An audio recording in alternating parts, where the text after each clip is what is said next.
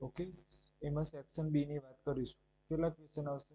2 question આવશે. કયા કયા નંબરનું? 27 અને 36. આ નંબરનું ક્વેશ્ચન આવશે. શું નામ છે ચેપ્ટર નંબર 5? જૈવિક ક્રિયાઓ. ઓકે, ચેપ્ટર નામ છે જૈવિક ક્રિયાઓ. હવે જૈવિક ક્રિયાઓ તમને ક્યારે આવડે? જ્યારે તમે સેક્શન ડી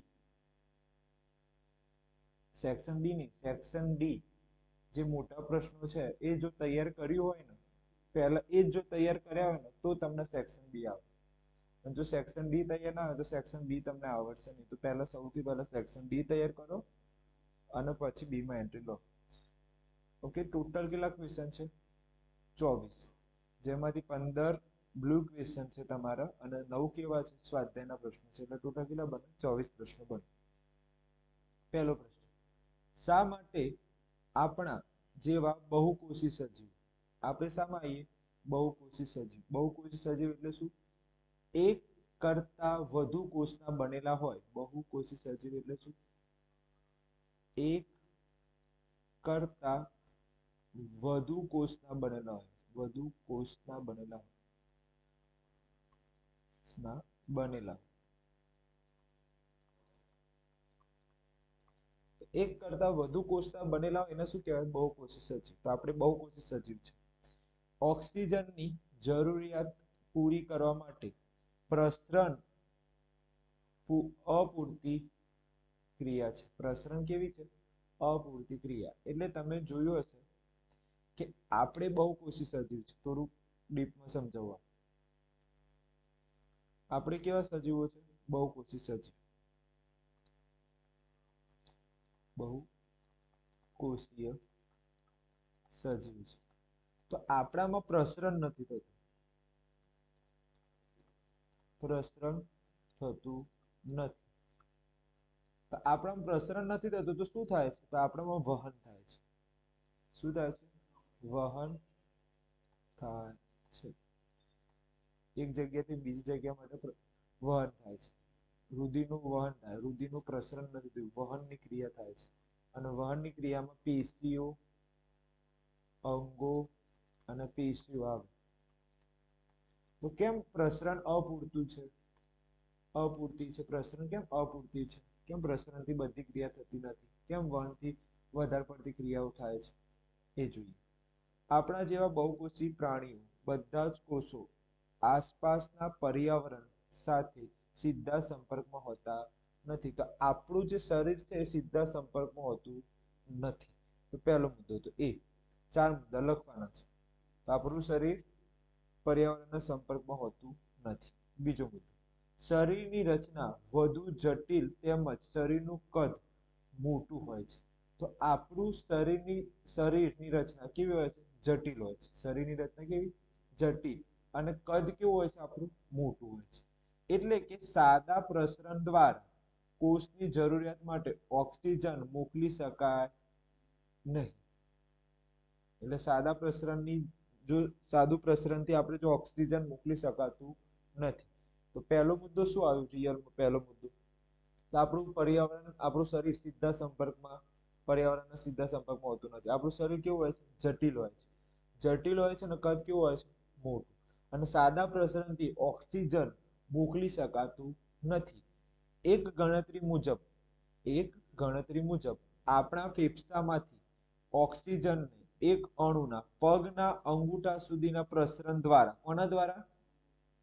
પ્રસરણ દ્વારા, વહન દ્વારા નહીં, પ્રસરણ દ્વારા કેટલો સમય લાગી જશે? 3 વર્ષ જેટલું સમય લાગી જતો. એટલે આપણે પ્રસરણ થતું નથી. આપણે વહન દ્વારા ક્રિયા કરીએ છીએ. તો ખબર પડી ગઈ? તો પ્રશ્ન ખબર પડી ગઈ? પ્રશ્ન શું કહે છે કે ઓક્સિજન મોકલવા માટે કેમ પ્રસરણ અપૂરતી છે? પ્રસરણથી કેમ ઓક્સિજન મોકલી શકાતું નથી? પ્રશ્ન ખબર પડી ગઈ? તો આપણે જવાબ શોર્ટની અંદર જોઈએ. હવે જવાબ શોર્ટમાં જોઈએ કયા કયા જવાબ મળે છે. તો બહુકોષીય સજીવ, બહુકોષીય સજીવ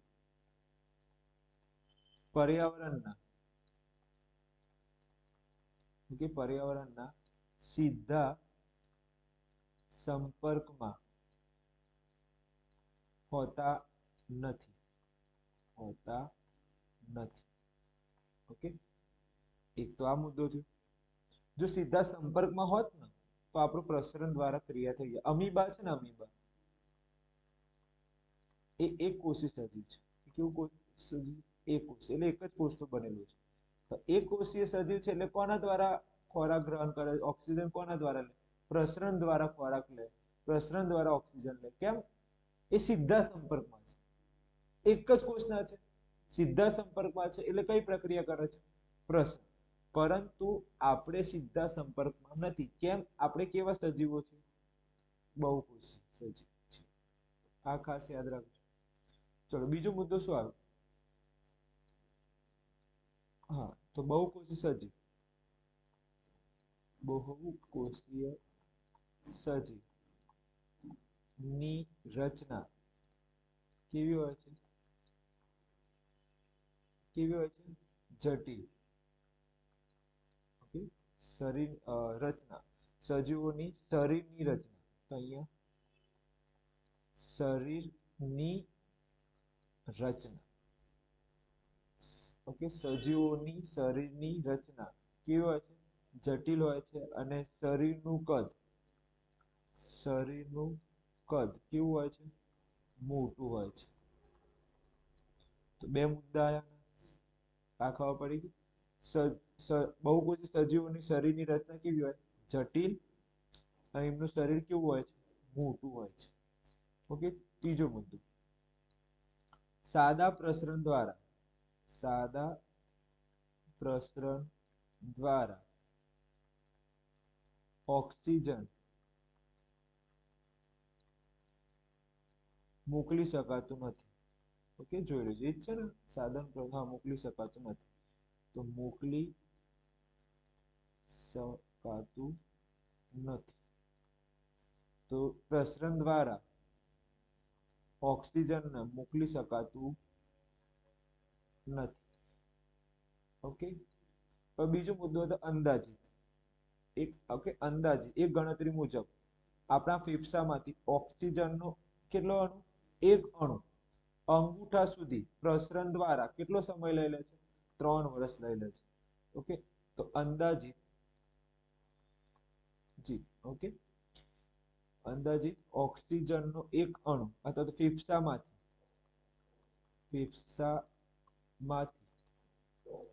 ઓક્સિજનનું એક અણુ, એક અણુ, ઓકે, એક અણુ પગના અંગૂઠા સુધી, પગના સુધી પહોંચતા સાદા પ્રસરણ દ્વારા, અંગૂઠા સુધી સાદા પ્રસરણ દ્વારા, સાદા પ્રસરણ દ્વારા કેટલો સમય લાગે છે? 3 વર્ષ લાગે છે. બસ 2 ગુણની અંદર 4 મુદ્દા તો બહુ. ઓકે, તો ફેફસામાંથી ઓક્સિજનનો એક અણુ, ઓક્સિજનનો એક અણુ પગના અંગૂઠા સુધી, પગના અંગૂઠા સુધી કોના દ્વારા? સાદા પ્રસરણ દ્વારા કેટલો સમય લઈ લે? 3 વર્ષ. એટલામાં તો આપણે મરી જઈએ. તમે 5-10 મિનિટ માટે શાંતિથી કોઈ જગ્યાએ 2 કલાક માટે બેસો ને તોય તમારો પગ ખારી ચડી જાય, સૂંઢ પડી જાય. એ પણ 5-10 મિનિટ માટે. તો વિચાર કરો, 3 વર્ષ સુધી લોહી જ ના પોકે તમારા પગમાં, તમે ત્યાંના ત્યાં ડેડ થઈ જાય, તમારે આખું કોમામાં જતો રહે પગ. એટલે પ્રસરણ દ્વારા 3 વર્ષ સુધી તે ઓક્સિજન અણુ પોકે. તો પ્રસરણ શક્ય નથી. આપણે પ્રસરણ થતું નથી. આપણે ઓક્સિજનનું શું થાય છે?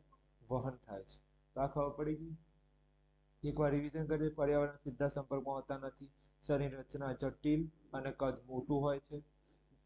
સાદા પ્રસરણ દ્વારા ઓક્સિજન મોકલી શકાતું નથી. તેનું કારણ કહો. એનું કારણ શું છે? જો ફેફસામાંથી ઓક્સિજન એક અણુ પગના અંગૂઠા સુધી સાદા પ્રસરણ દ્વારા કેટલો સમય લઈ લે છે? 3 વર્ષ જેટલો સમય લઈ લે છે. તો પ્રશ્ન ખબર પડી ગઈ. આ પહેલો પ્રશ્ન પૂરો થાય છે. કેમ ઓક્સિજન મોકલવા માટે પ્રસરણ અપૂરતું છે? આ એનો પ્રશ્ન. આગળ છે કોઈ વસ્તુ જીવિત છે કે હવે આ પ્રશ્ન પહેલા ધોરણ જેવું છે. કોના જેવું છે? પહેલા ધોરણ જેવું. કોઈ વસ્તુ કેવી છે? જીવિત છે કે નહીં, એટલે કે જીવતી છે કે નહીં, તે નક્કી કરવા માટે આપણે કયા માપદંડ અપનાવવા જોઈએ? કોઈ સજીવ જીવતો છે કે નહીં એ મારે જોવું હોય તો શું કયા માપદંડ અપનાવવા જોઈએ? તો પહેલું છે કે હલનચલન કરે છે કે નહીં. પહેલા મારે જોવાનું પેલો સજીવ હલનચલન કરે છે કે નહીં. જો હલનચલન કરે તો એ શું છે? જીવતું છે. માપદંડ એટલે કયા કયા માપદંડથી હું કહી શકું પેલો સજીવ જીવે છે કે નહીં? તો પહેલું શું આવે? હલનચલન. બીજું વૃદ્ધિ, એના નખ વધે છે કે નહીં. ત્રીજું શ્વાસોશ્વાસ, શ્વાસ લે છે કે નહીં. ઓકે, આટલા માપદંડ, કોષની રચના વગેરે. અને બીજું શું જોવાની? કોષની રચના. દાખલા તરીકે વાગ્યું હોય ને તો થોડા દાડા જોવાનું કે પાછું ભરાઈ જાય છે કે નહીં, કોષ પહેલા જેવો આવે છે કે નહીં. તો આટલા માપદંડ અપનાવીશ ને તો આપણે કહી શકીએ પેલો સજીવ જીવિત છે કે નહીં. ક્લિયર? આ પ્રશ્ન ખબર પડી? એકવાર જોઈ લે આનો જવાબ. પ્રશ્ન નંબર 2 નો જવાબ. કોઈ સજીવ જીવિત છે કે નહીં તો કયા માપદંડ અપનાવશું? બોલો. પહેલા શું જોઈશ? સજીવ જીવતું છે કે નહીં. Very good. ચલો બીજું વૃદ્ધિ. ત્રીજું ઓકે શ્વસન. ના આવડે તો શ્વસન લખો. પછી કોષ રચના. ઓકે, કોષની રચના. ક્લિયર? પૂરું થયું. શ્વાસોશ્વાસ ના આવે તો શ્વસન તમે લખી શકો. હલનચલન, વૃદ્ધિ અને કોષની રચના, આટલી વસ્તુ હોય તો હું કહી શકું કે સજીવ જીવતું છે કે નહીં. ક્લિયર? આના પર કેટલા મુદ્દા આવી ગયા? તો 2 માર્ક હોય તો તમારે 4 મુદ્દા ઇનફ છે. ક્લિયર? આગળ જઈએ ત્રીજા પ્રશ્ન. કોઈ પણ સજીવ, જો કોઈ પણ સજીવ કીધું છે, દ્વારા બાહ્ય કાચી સામગ્રી, બહારથી કાચી સામગ્રીનો ઉપયોગો જણાવો. બહારથી કાચી સામગ્રીનો ઉપયોગ જણાવો. ચલો આપણે વનસ્પતિની વાત કરીએ. શાની વાત કરીએ? વનસ્પતિ. ઉદાહરણ તરીકે આપણે શું લીધું છે? વનસ્પતિ. તો વનસ્પતિ બહારથી કઈ વસ્તુ લે છે? તો એક લે છે ઓક્સિજન અને કાર્બન ડાયોક્સાઇડ લે છે. એક શું લે છે? ઓક્સિજન અને કાર્બન ડાયોક્સાઇડ. ચલો બીજું શું લે છે? પાણી લે છે. બીજું શું લે છે? પાણી. ત્રીજું શું લે છે? સૂર્યપ્રકાશ લે છે. આ 3 થી. ચલો બીજું કોઈ શબ્દ હોય તો કોમન. ઓક્સિજન આવી ગયું, પાણી આવી ગયું, પછી આવે છે ખનિજ દ્રવ્ય. ઓકે, ખનિજ દ્રવ્ય અથવા તો પોષક તત્વ. પોષક તત્વ કેટલા થયા? 4 મુદ્દા છે. ઓક્સિજન પણ લે છે. ચલો ઓક્સિજન, જો કાચી સામગ્રીનો ઉપયોગ જણાવો. એ શું ઉપયોગમાં લે છે? ઓક્સિજન અને કાર્બન ડાયોક્સાઇડ કોનો શા માટે લે છે? વનસ્પતિ ઓક્સિજન કાર્બન ડાયોક્સાઇડ શા માટે લે છે? બોલો શું કારણ છે? શ્વસન માટે ઉપયોગ કરે છે. શા માટે ઉપયોગ કરે છે? શ્વસન. ચલો પાણીનું શા માટે ઉપયોગ લે છે? પાણી. અને બીજો એક મુદ્દો લખવાનો. કોના દ્વારા લે છે? શ્વસન કોના દ્વારા લે છે? પણ દ્વારા. કોના દ્વારા લે છે? પણ દ્વારા. ચલો પાણી. પાણીનો ઉપયોગ શું? પોષણ મેળવવા માટે. શું મેળવવા માટે? પોષણ મેળવવા માટે. ચલો પાણી શામાંથી લે છે? મૂળ માંથી. આવડી છે? સૂર્યપ્રકાશ શા માટે લે છે? સૂર્યપ્રકાશ એટલે ખોરાક બનાવવા માટે. ખોરાક બનાવવા માટે. શામાંથી લે છે સૂર્યપ્રકાશ? પણ દ્વારા. ચલો ખનિજ તત્વો, પોષક દ્રવ્યો શા માટે લે છે? પોષણ મેળવવા માટે. પોષણ મેળવવા માટે. ચલો ખનિજ દ્રવ્યો શામાંથી લેશે? તો મૂળમાંથી. આવડી ગયું, એકદમ સહેલું છે. તો પહેલા તો કાચી સામગ્રી લખો. કાચી સામગ્રી લખી મેં. ઓક્સિજન, કાર્બન ડાયોક્સાઇડ, પાણી, સૂર્યપ્રકાશ, ખનિજ દ્રવ્યો. ઓક્સિજન શા માટે લે છે? શ્વસન માટે. કોના દ્વારા લે છે? ફળ દ્વારા. પાણી શા માટે લે છે? પોષણ મેળવવા માટે. શામાંથી મેળવે છે? મૂળમાંથી. સૂર્યપ્રકાશ ખોરાક બનાવવા માટે. શામાંથી લે છે? ફળમાંથી. ખનિજ દ્રવ્યો પોષણ મેળવવા માટે. શામાંથી લે છે? મૂળમાંથી. તો આવડી ગયો પ્રશ્ન, એકદમ ઈઝી. આગળ જઈએ. ત્રીજો પ્રશ્ન. જીવન ટકાવી રાખવા માટે કઈ પ્રક્રિયા અથવા કઈ ક્રિયા જરૂરી છે? મારે જીવન ટકાવી રાખવા માટે કઈ ક્રિયા જરૂરી છે? એક આગળ પ્રશ્ન બીજો. સજીવ જીવતો છે કે નહીં એ જોવા માટે કયા માપદંડ અપનાવવા જોઈએ? એક હલનચલન, વૃદ્ધિ, શ્વાસોશ્વાસ અથવા શ્વસન, અને છેલ્લું શું આવે? કોષની રચના. અહીંયા આવા શું કીધું છે? જીવન ટકાવી રાખવા. મારે જીવન ટકાવવું છે તો કઈ પ્રક્રિયા જરૂરી છે? પહેલું તો ખોરાક. ખોરાકને શું કહેવાય? પોષણ. બીજું શ્વસન. ત્રીજું આપણે વહન થાય, પ્રસરણ થાય નહીં. અને ચોથું ઉત્સર્જન. અને છેલ્લું શું આવે? વૃદ્ધિ. આટલી વસ્તુ મારે જીવન ટકાવી રાખવા માટે જરૂરી. કોઈ પણ બંધ થાય ને તો આપણે મરી જઈએ. તમે ખોરાક બંધ કરો, મરી જાઓ.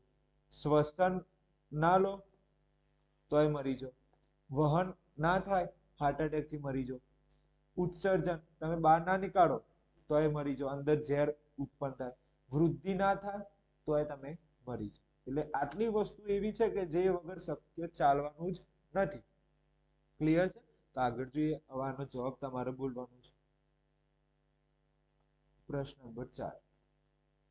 જીવન ટકાવી રાખવા માટે કઈ ક્રિયા જરૂરી છે? સૌથી પહેલી ક્રિયા કઈ આવે? બરોબર, પોષણ. પછી પોષણ પછી કઈ આવે?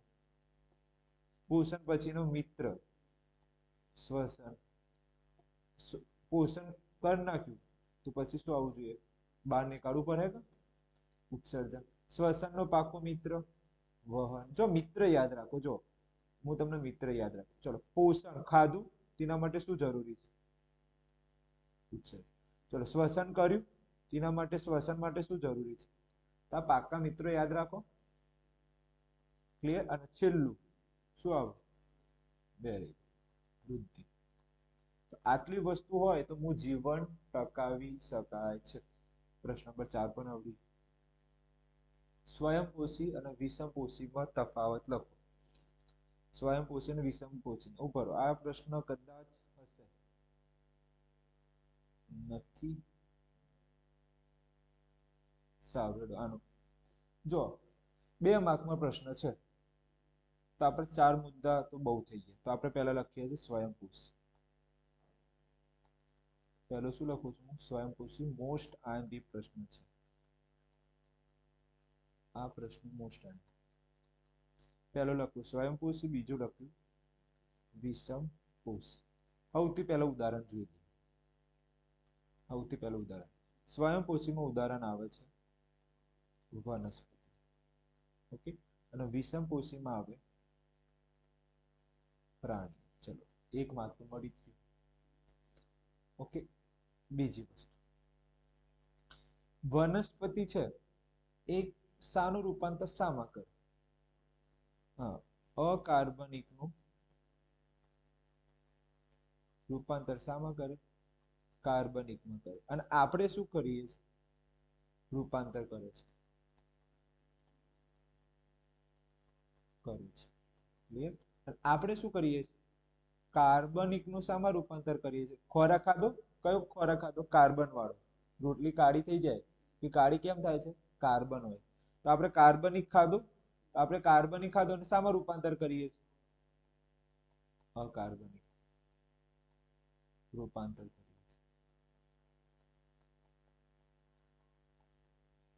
ઓકે. ત્રીજું, આની અંદર બીજું એવું લખી શકાય આની અંદર કે જે સજીવ આ મોસ્ટ આઈએમપી લાઈન, જે સજીવ પોતાનો ખોરાક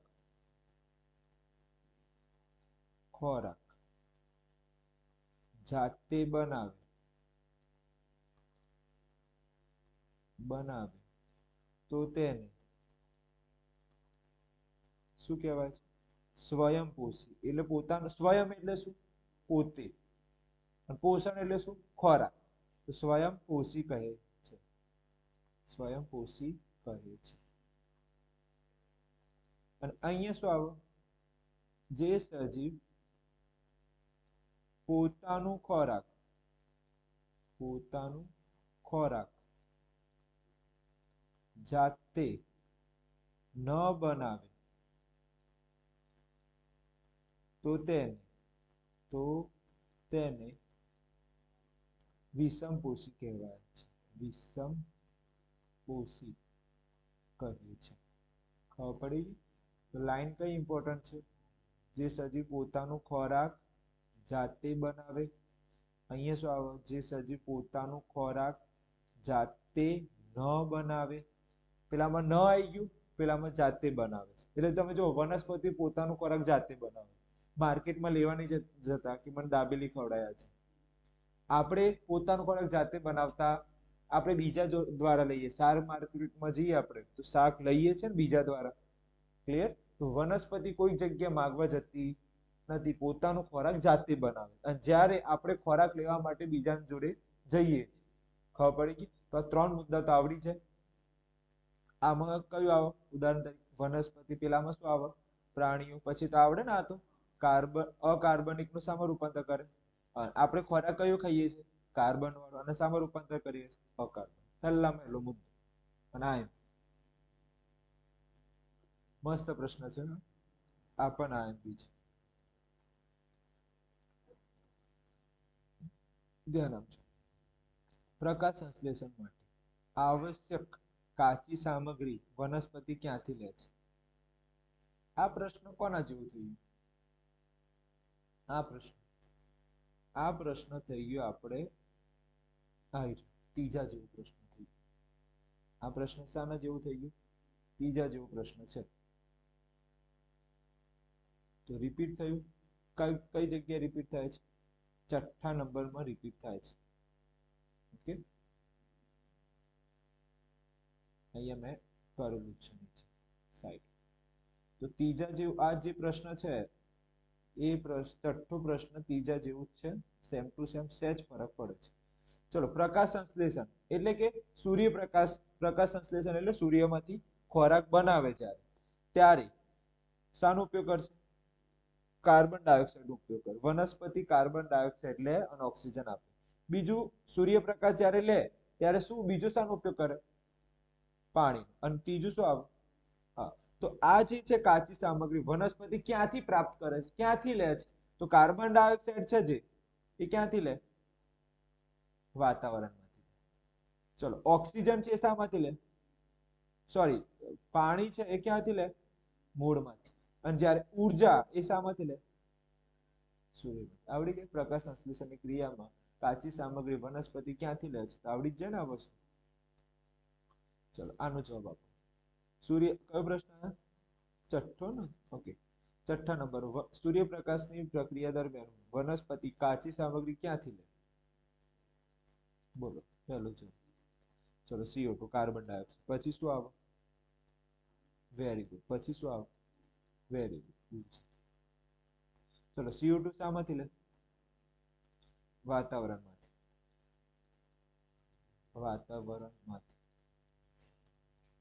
ઓકે. ચલો, પછી પાણી? મૂળમાંથી. અને ઉર્જા? સૂર્યમાંથી. હું ભારે હતું. આ વસ્તુ તમે ત્રીજામાં પણ લખી શકો છો. આ વસ્તુ તમે ત્રીજામાં એક મુદ્દો વધી ગયો. કયો? ખનિજ તત્વો એ વધી ગયું. નહીં તો આ રિયલમાં જોવા જઈએ તો ત્રીજા જેવું જ પ્રશ્ન છે. આ રિયલમાં જોવા જઈએ તો કોના જેવો પ્રશ્ન છે? ત્રીજા જેવો જ પ્રશ્ન છે. તમે ધ્યાનથી જોઈ લો. જો, કાર્બન ડાયોક્સાઇડ છે શામાંથી? પર્ણ દ્વારા લે.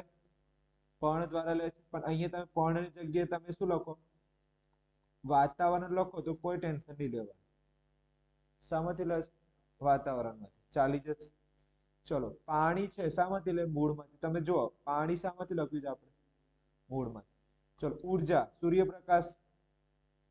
ઓકે તમે જુઓ તો આ તમે જે છઠ્ઠો મુદ્દો છે ને એ તમે ત્રીજામાં લખો ચાલી જાય. ત્રીજો જે મેં લખ્યો છે એ પણ સાચો છે, છઠ્ઠો લખ્યો છે એ પણ સાચો છે, કોઈ ખોટું નથી. સમજી ગયા? તમે પણ દ્વારા લે છે, પણ દ્વારા લે છે. બીજું શું લખ્યું આ લોકોએ? વાતાવરણમાંથી લે છે. તો બંને એક જ, પણ દ્વારા એન્ટ્રી લે છે. ક્લિયર? ત્રીજો અને છઠ્ઠો એક જ જેવા પ્રશ્નો છે. તમે છઠ્ઠાનો જવાબ ત્રીજામાં પણ લખી શકો, ત્રીજાનો જવાબ છઠ્ઠામાં પણ લખી શકો. તો કોઈ કન્ફ્યુઝન નહીં. તમને જે યાદ રહે, ત્રીજો યાદ રહે તો ત્રીજો લખો, છઠ્ઠો યાદ રહે છઠ્ઠો લખો. બંને એક જેવા પ્રશ્નો છે. પણ પેલામાં તો એમ લખ્યું છે બાહ્ય કાચી સામગ્રી. ઓકે, તો બાહ્ય કાચી સામગ્રીમાં ખનિજ દ્રવ્યો આવી જાય. જો આ લખ્યું ને ખનિજ દ્રવ્યો, એ આવી જાય, બહારથી લે છે, જમીનમાંથી લે છે. એટલે એક મુદ્દો વધી ગયો છે. સાતમો મુદ્દો, જઠરમાં એસિડની ભૂમિકા શું છે? આપણને આવી છે. જઠરમાં એસિડનું કાર્ય શું છે? આ બંને એક જ પ્રશ્ન છે. જઠરની અંદર શું રહ્યું? એસિડ. તો એસિડ સૌથી પહેલા શું કરે છે? ખોરાક સાથે જઠરમાં દાખલ થતા બેક્ટેરિયાનું શું કરી દે છે? બેક્ટેરિયાનો શું કરે છે? નાશ. તો બેક્ટેરિયા શામાં હોય? ખોરાકમાં જો બેક્ટેરિયા હોય તો બેક્ટેરિયા શું કરી નાખે? નાશ. જઠરમાં શું પ્રદાન કરે છે? એસિડિક માધ્યમ પ્રદાન કરે છે. શું પ્રદાન કરે છે? એસિડિક માધ્યમ. અને બીજું કોને મદદ કરે છે? પેપ્સિનને મદદ કરે છે. આ તમારે સેક્શન ડી જોવું પડે. કયું વિડીયો જોવું પડે? સેક્શન ડી નો પ્રશ્ન જોવું પડે. તો તમને સેક્શન ડી જો આવડતું હોય તો આ ખબર પડી જાય. પેપ્સિનની મદદ કરે, એસિડિક માધ્યમ બનાવે, ખોરાકમાંથી આવતા બેક્ટેરિયા નાશ કરે, અને અદ્રાવ્ય ક્ષારોને શું કરે છે? ઓગાળે છે. જે ઓગળતા ન હોય એને પણ શું કરે? ઓગાળવાની કોશિશ કરે. અદ્રાવ્ય જે દ્રાવ્ય ન થતું હોય ને, અદ્રાવ્ય જે દ્રાવ્ય ન થતું હોય એને શું કરે? ઓગાળે. તો આવડશે? સાતમો પ્રશ્ન એકદમ સહેલો છે. સાતમો પ્રશ્ન, જઠરનું કાર્ય, જઠરમાં એસિડનું કાર્ય જણાવો. એસિડનું કાર્ય જણાવો. ચલો શું આવે પહેલો મુદ્દો? ચલો ખોરાકમાંથી બેક્ટેરિયાનું શું કરે છે? નાશ કરે છે. ચલો એના પછીનો મુદ્દો, જઠરમાં એસિડિક માધ્યમ બનાવે છે. એસિડિક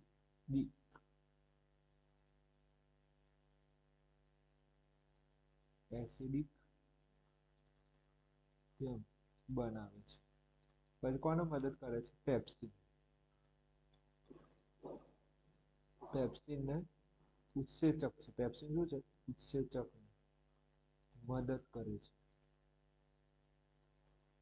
અને છેલ્લું શું આવે? અદ્રાવ્ય ક્ષારોને શું કરે છે? ઓગાળે છે.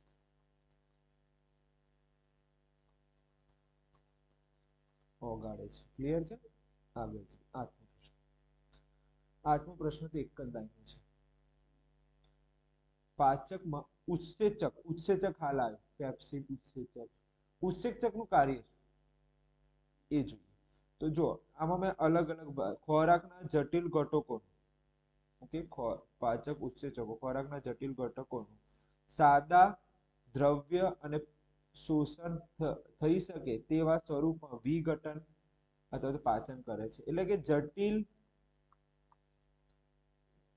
ખોરાકને શામાં ફેરવે છે? સાદા દ્રવ્ય અને શોષણ થઈ શકે, સાદા દ્રવ્ય અને શોષણ થઈ શકે એ માટે શું કરે છે? વિઘટન કરે છે. ખબર પડે છે? આમાં જોઈ લે. ખોરાક કેવો હોય? જટિલ ખોરાક શામાં સાદા દ્રવ્ય અને પોષણ થવા માટે સૌથી પહેલા કઈ ક્રિયામાં થવું જોઈએ? વિઘટન કરીને સાદા દ્રવ્ય અને શોષણ કરે છે અથવા શોષણમાં ફેરવે છે. વિઘટન થઈને સાદા દ્રવ્યમાં ફેરવે છે. આટલું લખતું ઇનફ છે. તો આપણે આનો જવાબ જોઈએ. પ્રશ્ન નંબર 8, ઉત્સેચકનું કાર્ય. ઉત્સેચકનું કાર્ય શું? તો કઈ નહીં, જટિલ ખોરાકને વિઘટન કરીને, હું મારી અલગ લેંગ્વેજ લખું છું, પેલા કરતા અલગ, વિઘટન કરીને સાદા દ્રવ્યમાં ફેરવે છે.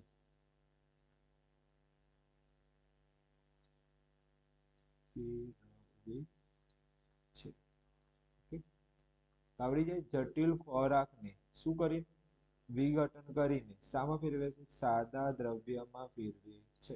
તો 3 લાઈન પેલા કરતા અલગ લખ્યું છે. જટિલ ખોરાકને વિઘટન કરીને શામાં? સાદા દ્રવ્યમાં ફેરવે છે. એક જ લાઈન અને માર્ક મળે 2. એક જ લાઈન લખો, 2 માર્ક. 9મો પ્રશ્ન મસ્ત પ્રશ્ન છે. આઈએમપી છે. ભારે પેપર હશે તો આ પૂછાશે. હાર્ડ પેપર હશે તો પાચિત ખોરાક કે પદાર્થના અભિશોષણ માટે નાના આંતરડામાં કેવી રચના બને છે? એટલે નાના આંતરડો જે છે એમાં કેવી રચના હોય? શાના માટે અભિશોષણ કરવું છે મારે? હજી અભિશોષણ કરવું છે તો નાના આંતરડામાં કેવી રચના છે? હજી શોષણ કરવું છે, 2-3 વાર શોષણ કરવું તો નાના આંતરડામાં કેવી રચના છે એ જોઈએ. નાના આંતરડામાં શું છે? લાંબી નળિકામય રચના હોય છે. લાંબી નળિકામય શું હોય છે? રચના હોય છે. તેના અંદરના અસ્તરમાં કેવા આંગળીમય શું આવે છે?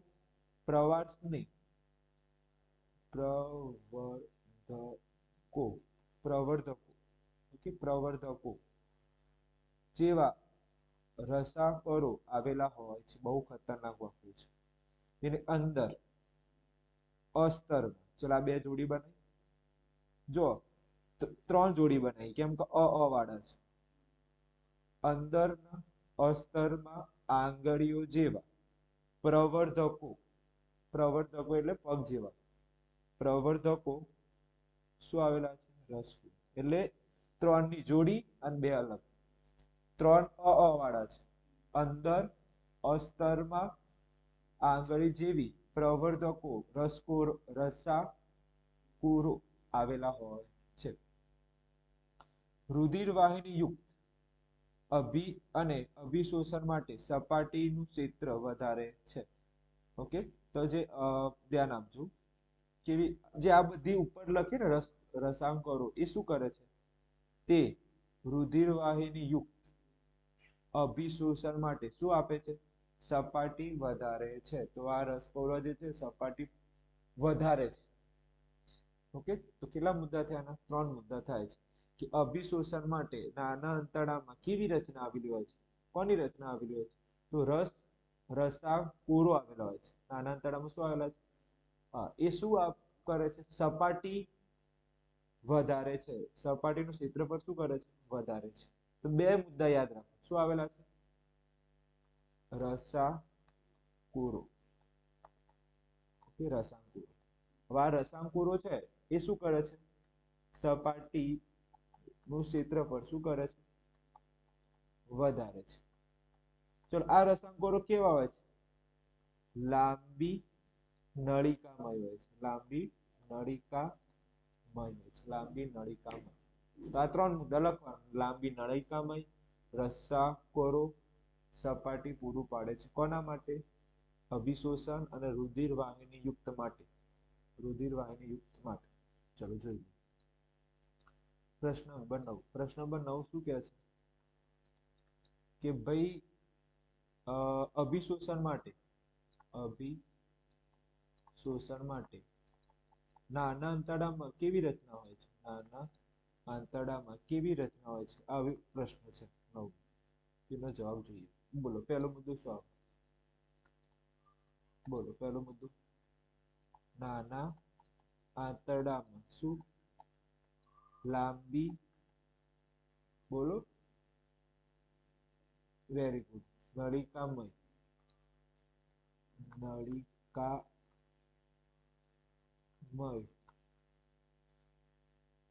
રચના હોય છે આ નળિકામય રચનાનું નામ શું છે રસાકોર ઓકે તો એના પહેલા તો નામ તો લખવું પડે છે ક્યાં આવેલું છે તે અંદર અંદરના અસ્તર બીજો આવ્યું આંગળી જેવા ઓકે પ્રવર્ધકો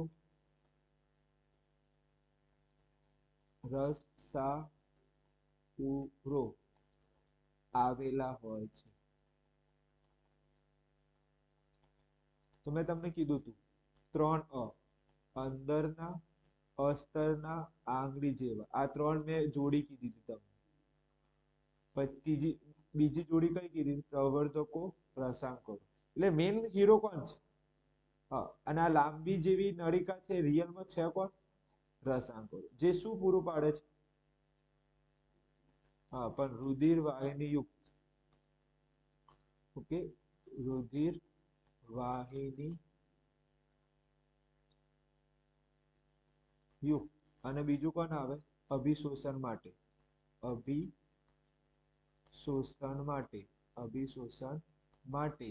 શું સપાટીનું ક્ષેત્રફળ વધારે છે સપાટીનું ક્ષેત્રફળ વધારે છે આ ખબર પડી અભિશોષણ એકદમ ઈઝી છે પ્રશ્ન શું કહે છે શાંતિથી વિચારી પ્રશ્ન 2 વાર વાંચવાનું એક્ઝામ વખતે અને પછી જવાબ લખવાનો પ્રશ્ન શું કહે છે શ્વસન માટે શાની જરૂર પડે હા હવે ઓક્સિજન પ્રાપ્ત કરવા માટે જલચર પ્રાણીઓ એટલે શું પાણીમાં રહેતા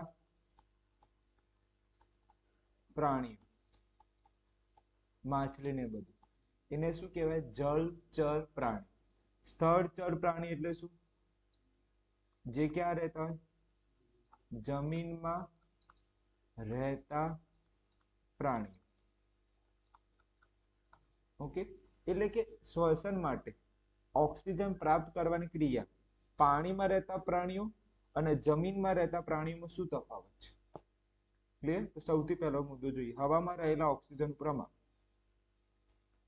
રહેલા ઓક્સિજનનું પ્રમાણ અને પાણીમાં રહેતા ઓક્સિજનનું પ્રમાણ ખૂબ જ ઓછું છે ઇન શોર્ટ એટલે કે અહીંયા ધ્યાન આપો હવામાં ઓક્સિજન 21% છે કેટલા ટકા છે હવામાં ઓક્સિજન 21% છે જ્યારે પાણીમાં ઓક્સિજન કેટલા ટકા છે ફક્ત 4%. એટલે સૌથી ઓછું ઓક્સિજન ક્યાં છે પાણી તો આવું લખતા આવડે પહેલો મુદ્દો શું લખવાનો કે હવામાં ઓક્સિજન વધુ પ્રમાણમાં છે અને જ્યારે પાણીમાં ઓક્સિજન ઓછું છે આ લખતા આવડે ચલો હવે થોડું ઇમેજ કરો દાખલા તરીકે તમને એક થેલીની અંદર તમારું ગળું નાખી દેવામાં આવું થાય ને પણ જસ્ટ વિચારો દાખલા તરીકે તમારી થેલીની અંદર એક ગળું નાખી દેવામાં આવે તો ત્યાં આગળ ઓક્સિજન કેવું મળે ઓછું હોય ઓછું ઓક્સિજન હોય તો તમારે શ્વસન દર વધે કે ઘટે વિચારો વધે ને મને ઓક્સિજન મળતો નથી એટલે ઓક્સિજન મારો દર કેવો થઈ જાય વધી જાય અને જ્યારે થેલી બહાર કાઢ નાખું તો પછી મારો ઓક્સિજન કેવું થઈ જાય ઓછું થઈ જાય દર ઓછું થઈ જાય ઇન શોર્ટ જ્યાં ઓક્સિજન વધુ છે વધુ ક્યાં છે જમીનમાં ઓક્સિજન કેવું છે વધુ તો મારો શ્વસન દર જમીનમાં મારો શ્વસન દર કેવો હશે ઓછું હશે કે વધારે કેમ કે ઓક્સિજન વધારે છે થેલીમાં ઓક્સિજન કેવું હતું થેલીની અંદર ઓક્સિજન કેવું હતું ઓછું હતું થેલીમાં તો શ્વસન દર મારો શું થઈ ગયું વધી ગયું એટલે કે અહીંયા મારો ઓક્સિજન વધારે છે અહીંયા ઓક્સિજન કેવું છે ઓછું તો આ જે છે ને પાણીમાં ઓક્સિજન ઓછું છે, આ તમે શું સમજો? થેલી સમજો. આ તમે શું સમજો? થેલી. આ તમે શું સમજો? થેલી. તો મારે અહીંયા શ્વસન દર કેવું થઈ જશે? થેલીની અંદર તમે શ્વાસ વધારે લીધી, આ રીતે કરી, એટલે મારા શ્વસન દર અહીંયા શું થઈ ગયો? વધારે. અહીંયા શ્વસન દર કેવું થઈ ગયું મારે? વધારે. અને જ્યારે અહીંયા શ્વસન દર કેવું થઈ ગયું મારે? ઓછું થઈ ગયું. બસ આ લાઈન લખવાની છે, 2 લાઈન, વાર્તા પૂરી. કોન્સેપ્ટ ખબર પડી ગઈ? તો પહેલો મુદ્દો શું લખશો? હવામાં ઓક્સિજન વધુ પ્રમાણમાં હોય છે જ્યારે પાણીમાં ઓક્સિજન ઓછું હોય છે. હવામાં રહેતા પ્રાણીઓનું શ્વસન દર ઓછું હોય છે. ઓકે, જ્યારે પાણીમાં રહેતા પ્રાણીઓનું શ્વસન દર વધારે હોય છે. કેમ વધારે હોય છે? એનું કારણ શું? કેમ ઓક્સિજન શ્વસન દર વધારે? કારણ કે ત્યાં આગળ ઓક્સિજન કેવું છે? ઓછું છે. થેલીમાં ઓક્સિજન કેવું હતું તમારું? ઓછું હતું, એટલે તમારું શ્વાસ ચડી ગઈ. ખબર પડી ગઈ? ક્લિયર? હવે આનો જવાબ તમે મોઢે બોલો. પ્રશ્ન નંબર 10. પહેલો મુદ્દો શું લખશો? એ મને પહેલો મુદ્દો એવું લખીશું, હવામાં ઓક્સિજનનું પ્રમાણ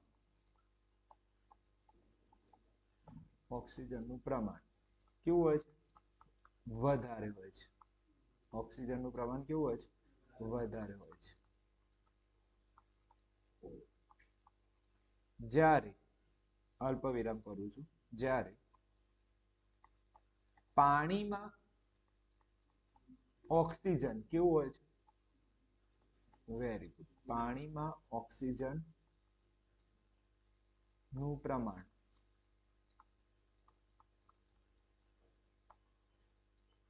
ઓછું હોય છે. ચલો આ મુદ્દો લખતા આવડે? 2 જ મુદ્દાના 2 માર્ક છે. હવે બીજો મુદ્દો. આથી જમીનમાં, એટલે ચલો જમીનના આપણે શું કહીએ? સ્થળચર પ્રાણીઓ. જો આવી સ્થળચર પ્રાણીઓ, તો આપણે આવું લખીશું, સ્થળચર પ્રાણીઓ એટલે જમીનમાં રહેતા પ્રાણીઓ. સ્થળચર એટલે જમીનમાં રહેતા જ પ્રાણીઓ. તો સ્થળચર પ્રાણીઓનું શ્વસન દર કેવું હોય? શ્વસન દર ઓછું હોય છે. કેમ કે ત્યાં આગળ ઓક્સિજન કેવું છે? વધારે છે. તો પ્રાણીઓનું શ્વસન દર ઓછું હોય છે. પણ કયું? જળચર પ્રાણીનું શ્વસન દર કેવું હોય છે? વધુ હોય છે. વધુ. ઓકે, દર લખવાનું રહી. શ્વસન દર કેવું હોય છે? વધુ હોય છે. કેમ અહીંયા શ્વસન દર વધુ હોય થઈ ગયું? કારણ કે ઓક્સિજન કેવું મળતું હતું? એને ઓછું મળતું હતું. ઓક્સિજન ઓછું થઈ જાય તો તમારે શ્વાસ લેવાની પ્રક્રિયા વધી જાય. અને અહીંયા શ્વસન દર કેમ ઓછું થઈ ગયું? કારણ કે એના જોડે ઓક્સિજન વધારે છે. શાંતિથી લેશે. શું પ્રોબ્લેમ છે? આવડી ગયું? પ્રશ્ન નંબર 10 આગળ છે. મનુષ્યમાં ઓક્સિજન અને કાર્બન ડાયોક્સાઇડનું પરિવહન કેવી રીતે થાય છે? તો આ પ્રશ્ન સેક્શન ડી આવડે ને તો વધારે ખબર પડે. ઓકે, આની અંદર જોઈએ. મનુષ્યમાં શ્વસન રંજક દ્રવ્ય એટલે કે હિમોગ્લોબિન ઓક્સિજન માટે ઊંચી બંધન ક્ષમતા ધરાવે છે. તો ઇન શોર્ટ, હિમોગ્લોબિન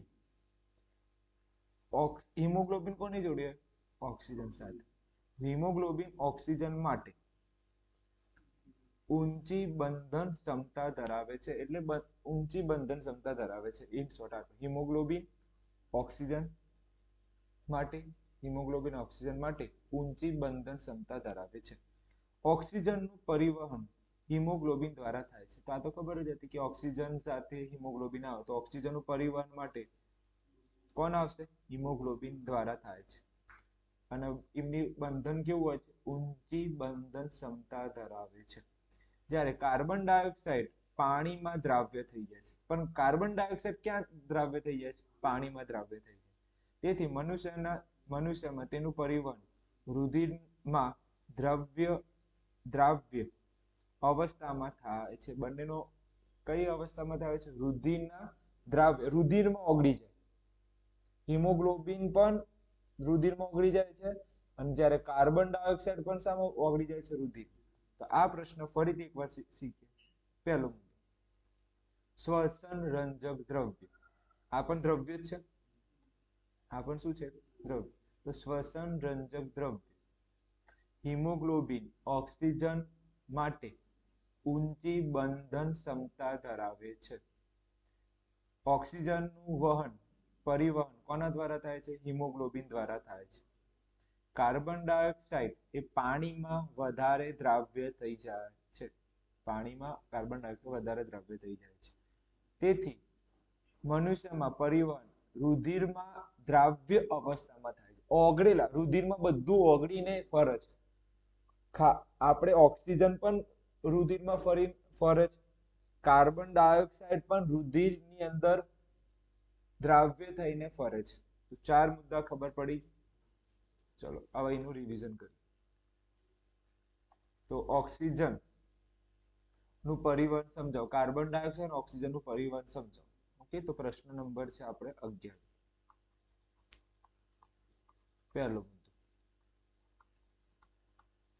પહેલો મુદ્દો શું આવે?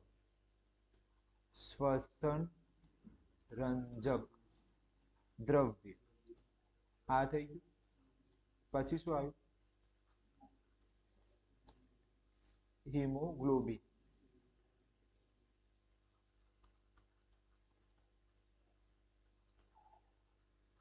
ઓકે, હિમોગ્લોબિન કોની સાથે રહે છે? ઓક્સિજન સાથે. ઓક્સિજન માટે. ઓકે, હિમોગ્લોબિન ઓક્સિજન સાથે રહેવું હોય તો એને શું જોઈએ? ઊંચી બંધન ક્ષમતા ધરાવે છે. ઓકે, ઊંચી ક્ષમતા ધરાવે છે. આ લાઈન ખબર પડી. કેટલી લાઈન છે આની અંદર? શ્વસન રંજક દ્રવ્ય હિમોગ્લોબિન ઓક્સિજન માટે કેવી ઊંચી બંધન ક્ષમતા ધરાવે છે. ઊંચી બંધન ક્ષમતા એટલે શું? એમનું જે પ્રવાહ હશે ને એ વધારે સ્ટ્રોંગ હશે. કાર્બન ડાયોક્સાઇડ તો વધારે સ્ટ્રોંગ કોણ હશે? હિમોગ્લોબિન વાળું છે. ચલો આગળ જઈએ. બીજો મુદ્દો. ચલો, ઓક્સિજનનું પરિવહન કોના દ્વારા થાય છે? ઓક્સિજનનું પરિવહન કોના દ્વારા થાય છે? હિમોગ્લોબિન દ્વારા થાય છે. આ પણ આવડી ગયું. ચલો પછીનો મુદ્દો, કાર્બન ડાયોક્સાઇડ શામાં વધારે દ્રાવ્ય છે? Very good. કાર્બન ડાયોક્સાઇડ પાણીમાં વધુ દ્રાવ્ય છે, એટલે ઓગળેલો છે. દ્રાવ્ય એટલે ઓગળેલો છે, દ્રાવ્ય છે. ચલો, આથી મનુષ્યની અંદર પરિવહન દ્વારા રુધિરમાં દ્રાવ્ય સ્વરૂપમાં થાય છે. પરિવહન કયા સ્વરૂપે થાય છે? રુધિરમાં દ્રાવ્ય સ્વરૂપમાં થાય છે. તો છેલ્લો મુદ્દો જોઈ લો. રુધિરમાં દ્રાવ્ય અવસ્થામાં થાય છે. તો આ બંનેનું પરિવહન કોનું કોનું? ઓક્સિજનનું પરિવહન શોર્ટમાં લખું છું, અને કાર્બન ડાયોક્સાઇડનું પરિવહન કોના દ્વારા થાય છે? રુધિરમાં દ્રાવ્ય એટલે ઓગળેલા સ્વરૂપ. રુધિરમાં દ્રાવ્ય સ્વરૂપમાં થાય છે. પરિવહન કયા સ્વરૂપમાં થાય છે? રુધિરમાં દ્રાવ્ય ઓગળેલા સ્વરૂપમાં થાય છે. કઈ ભારે નથી. હિમોગ્લોબિન જોડે પણ આવે ઓક્સિજન. તો કેવી ઊંચી બંધન ક્ષમતા ધરાવે છે. બીજું, ઓક્સિજનનું પરિવહન કોણ કરે? હિમોગ્લોબિન. કાર્બન ડાયોક્સાઇડ શામાં દ્રાવ્ય છે? પાણીમાં દ્રાવ્ય છે. આ લોકો પરિવહન માટે શાનો ઉપયોગ કરે છે? રુધિરમાં દ્રાવ્ય થઈને પરિવહન કરે છે. આમાં એક પ્રશ્ન હતો પેલો, શા માટે? પહેલો પ્રશ્ન, પ્રસરણ શા માટે નથી કરતા? ઓકે, પ્રસરણ આપણે શા માટે નથી કરતા? પરિવહનથી કરીએ છીએ, વહનથી. ઓકે, આગળ આવી ગયું પ્રશ્ન. આગળ જઈએ. 12મો પ્રશ્ન, વાત વિનિમય માટે શાના વિનિમય? વાત વિનિમય માટે. માનવના ફેફસામાં મહત્તમ ક્ષેત્ર પ્રાપ્ત થાય એ માટે કઈ રચના છે? તો મારે વાત કરવી હોય તો ફેફસાની અંદર એવી કઈ રચના છે જેથી હું જે પણ બોલું છું તો ફેફસાનું ક્ષેત્રફળની અંદર મદદરૂપ કરે? દાખલા તરીકે હું કોઈ વાક્ય બોલું છું તો ફેફસામાં એક એવી જગ્યા છે જે ફેફસાને સપાટી પૂરી પાડે છે. શું પૂરી પાડે છે? હા, તો એ સપાટીનું નામ શું છે એ જોઈએ. વાત વિનિમય માટે માનવ ફેફસામાં મહત્તમ ક્ષેત્ર પ્રાપ્ત કરવા માટે એટલે જગ્યા આપવા માટે કઈ રચના બનેલી છે? વાયુ કોષ્ઠ. ઓકે, અને તેની ફરતે શું આવેલી છે? રુધિર પેશી. બસ 2 લાઈન લખો, 2. તો મારે વાત કરું છું ને તો મારા ફેફસામાં કઈ રચના છે? એક તો વાયુ કોષ્ઠ છે અને તેની ફરતે શું છે? રુધિર કેશિકાઓ આવેલી છે. આ તો એકદમ ઈઝી. તમારે વાત કરવા માટે ફેફસામાં કઈ રચના કરેલી છે ભગવાને? તો 12મો પ્રશ્ન. ઓકે, જવાબ. હું વાતો કરું છું તેના માટે ફેફસામાં કઈ જગ્યા ભગવાને કરી છે? એક તો આવે છે વાયુ કોષ્ઠ અને બીજું તેની ફરતે શું આવેલી છે? રુધિર કેશિકા.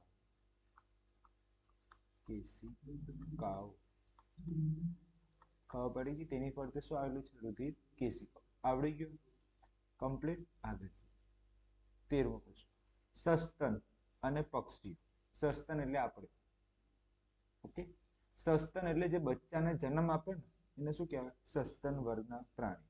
અને પક્ષી ઓક્સિજન યુક્ત અને ઓક્સિજન વિહીન રુધિર અલગ કરવાની જરૂરિયાત કેમ પડી? તમને ખબર હોય ને તો આપણામાં ઓક્સિજન વાળું રુધિર અને ઓક્સિજન વિહીન રુધિર અલગ અલગ જાય છે. આપણે હૃદયની અંદર 2 વાર રુધિર આવે છે. એક વાર ઓક્સિજન યુક્ત અને બીજી વાર ઓક્સિજન વિહીન રુધિર આપણા હૃદયમાં આવે છે. તો આવું આ બંનેને અલગ કેમ પાડે? કેમ એકની અંદર જ ના કરી નાખ્યું? એકની અંદર જ ઓક્સિજન યુક્ત આવે, એકની અંદર ઓક્સિજન વિહીન આવે. આના માટે કેમ અલગ અલગ જગ્યાઓ આપી છે આપણે? એની વાત કરીએ. તો પહેલો મુદ્દો જોઈએ.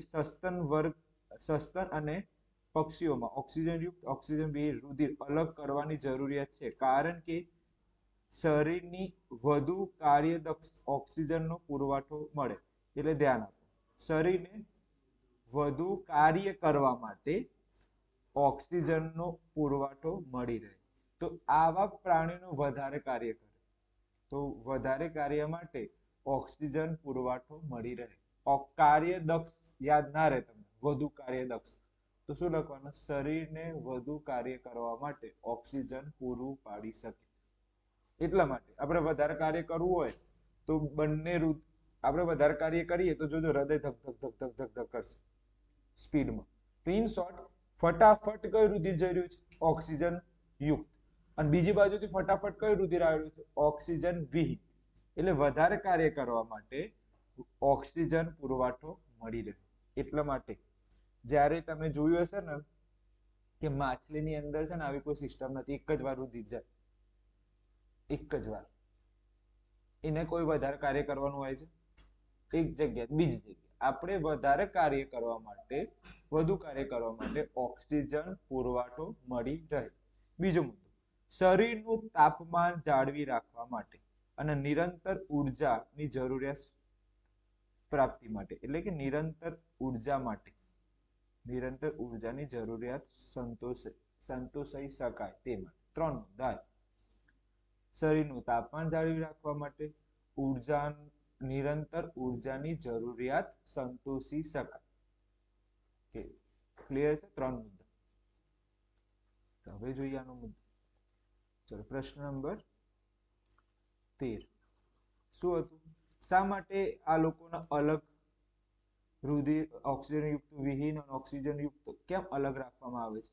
કારણ કે તેમનું શરીરને વધુ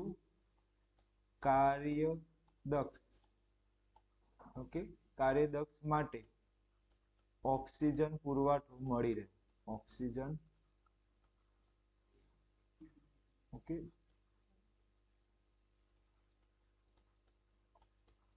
મળી રહે. એક આ મુદ્દો. બીજો મુદ્દો, શરીરનું તાપમાન જાળવી રાખવા માટે, શરીરનું તાપમાન જાળવી રાખવા માટે. અને ત્રીજો મુદ્દો, નિરંતર ઉર્જાની જરૂરિયાત સંતોષાઈ શકે. સંતોષાય. નિરંતર ઉર્જાની જરૂરિયાત સંતોષાય. બે મુદ્દા છે, એકદમ સિમ્પલ. એમને શું કરવું પડે છે? વધુ કાર્ય. અને વધુ કાર્ય માટે ઓક્સિજન પુરવઠો કેવો હોવો જોઈએ? પુરવઠો મળી રહે. કેમ કે ખબર છે હવામાં ઓક્સિજન 21% છે, તો વધુ કાર્ય માટે ઓક્સિજન મળી રહે.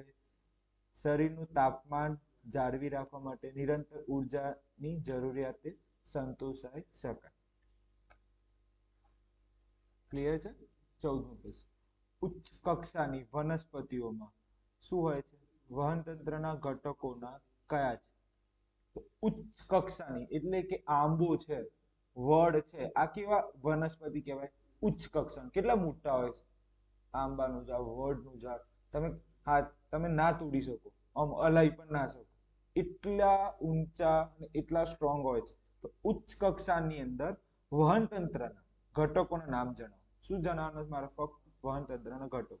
એક છે જલવાહક. એક શું છે? જલવાહક. અને બીજું શું છે? અન્નવાહક. ક્લિયર? હવે જલવાહકના બાળકો યાદ રાખવાના છે. એક છે જલવાહિની અને એક છે જલવાહિનીકી.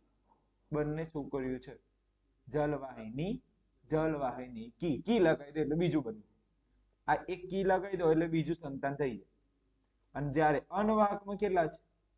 ચલની, ચાલની નલિકા અને બીજું છે સાથી કોષ. ઓકે, આ તો બેનપણીને બોલાવતા ને ચાલની, એટલે ચાલની. આ તો તમે દક્ષિણ ગુજરાતમાં હોય ને તો આવું, દક્ષિણ ગુજરાત તો સૌરાષ્ટ્ર. ચાલની, આપણે બજાર જઈએ, ચાલની નળિકા, ચાલની નળિકા અને સાથી કોષ. ક્લિયર છે? તો ઉચ્ચ કક્ષા એટલે શું? વર્ડ ને બધાની અંદર વહન તંત્રના ઘટકો જણાવો. ક્લિયર છે? આનો પ્રશ્ન જોઈએ. કયો પ્રશ્ન હતો આપણે? 14મા નંબર. તો 14મા નંબરમાં ઉચ્ચ કક્ષાના વહન તંત્રના ઘટકો કયા? વહન તંત્રના ઘટકો કયા છે? કઈ કક્ષાના? ઉચ્ચ કક્ષાના વનસ્પતિ. ઉચ્ચ કક્ષાના વનસ્પતિ શું આવે? બોલો. પહેલું શું આવે? જલ વાહક. અને બીજું શું આવે? અન્નવાહક. એક જલવાહક અને અન્નવાહક. જલવાહકના બે બાળકોના નામ બોલો. બોલો શું આવે? ઓકે, જલ વાહિની, જલવાહિની. અને છેલ્લે શું લગાવવાનું આવે? બીજામાં જલ વાહિની કી. ક્લિયર? આમાં કોણ છે? ચાલની, આ વલસાડની ભાષા છે, વલસાડ. ચાલની નલિકા, ચાલની નલિકા. અને બીજું શું છે? સાથી કોષ, સાથી કોષો. સાથી કોષ. આવડી જાય પ્રશ્ન? સહેલો પ્રશ્ન છે, ઉચ્ચ કક્ષા. છેલ્લો પ્રશ્ન. આ પ્રશ્ન કદાચ પૂછાઈ પણ શકે ને, આ પણ પૂછે, પણ મૂકેલું છે. વનસ્પતિનું ઉત્સર્જન સમજાવો.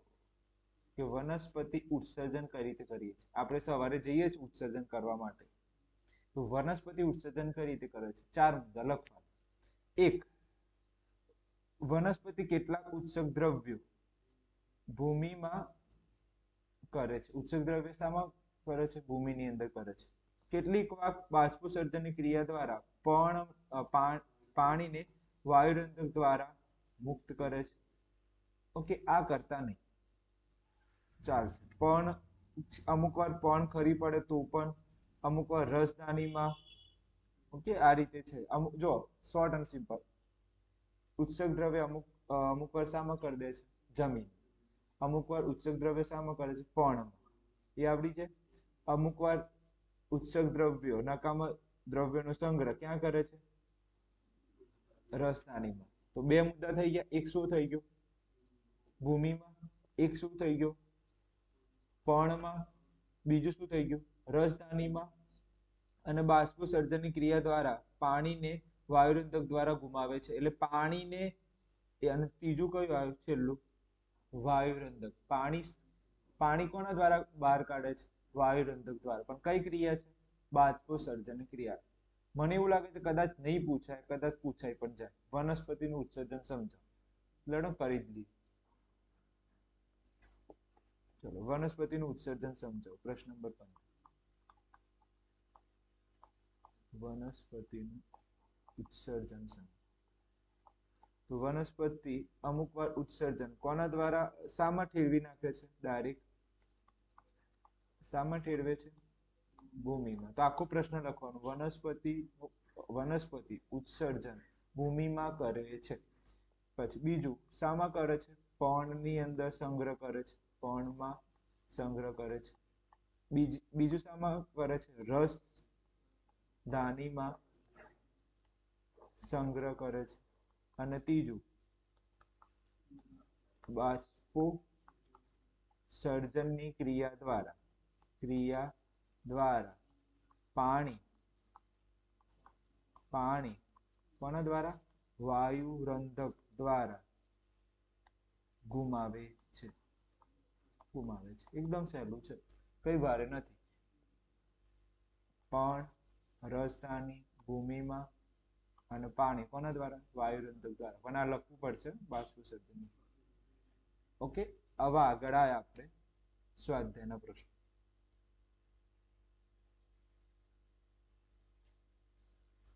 ઓકે, તો સ્વાધ્યાયની અંદર 9 જ પ્રશ્નો છે. ધ્યાન આપજો. સ્વાધ્યાયની અંદર કેટલા પ્રશ્નો છે? 9 પ્રશ્નો છે. ટોટલ 9 પ્રશ્નો. જ્યારે બ્લુ ક્વેશ્ચન કેટલા આવી ગયા? હાલ આપણે કેટલા ચાલે છે?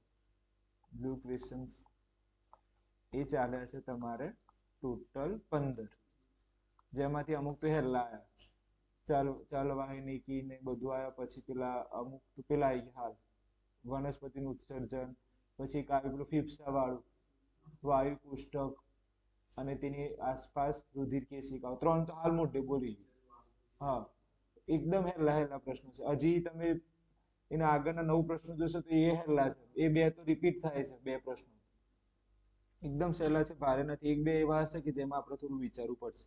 પહેલો પ્રશ્ન સ્વાધ્યાયનો, આપણા શરીરમાં ચરબીનું પાચન કેવી રીતે થાય છે? મોસ્ટ આઈએમપી પ્રશ્ન. મોસ્ટ આઈએમપી પ્રશ્ન છે આ વખતે પૂછવા માટે.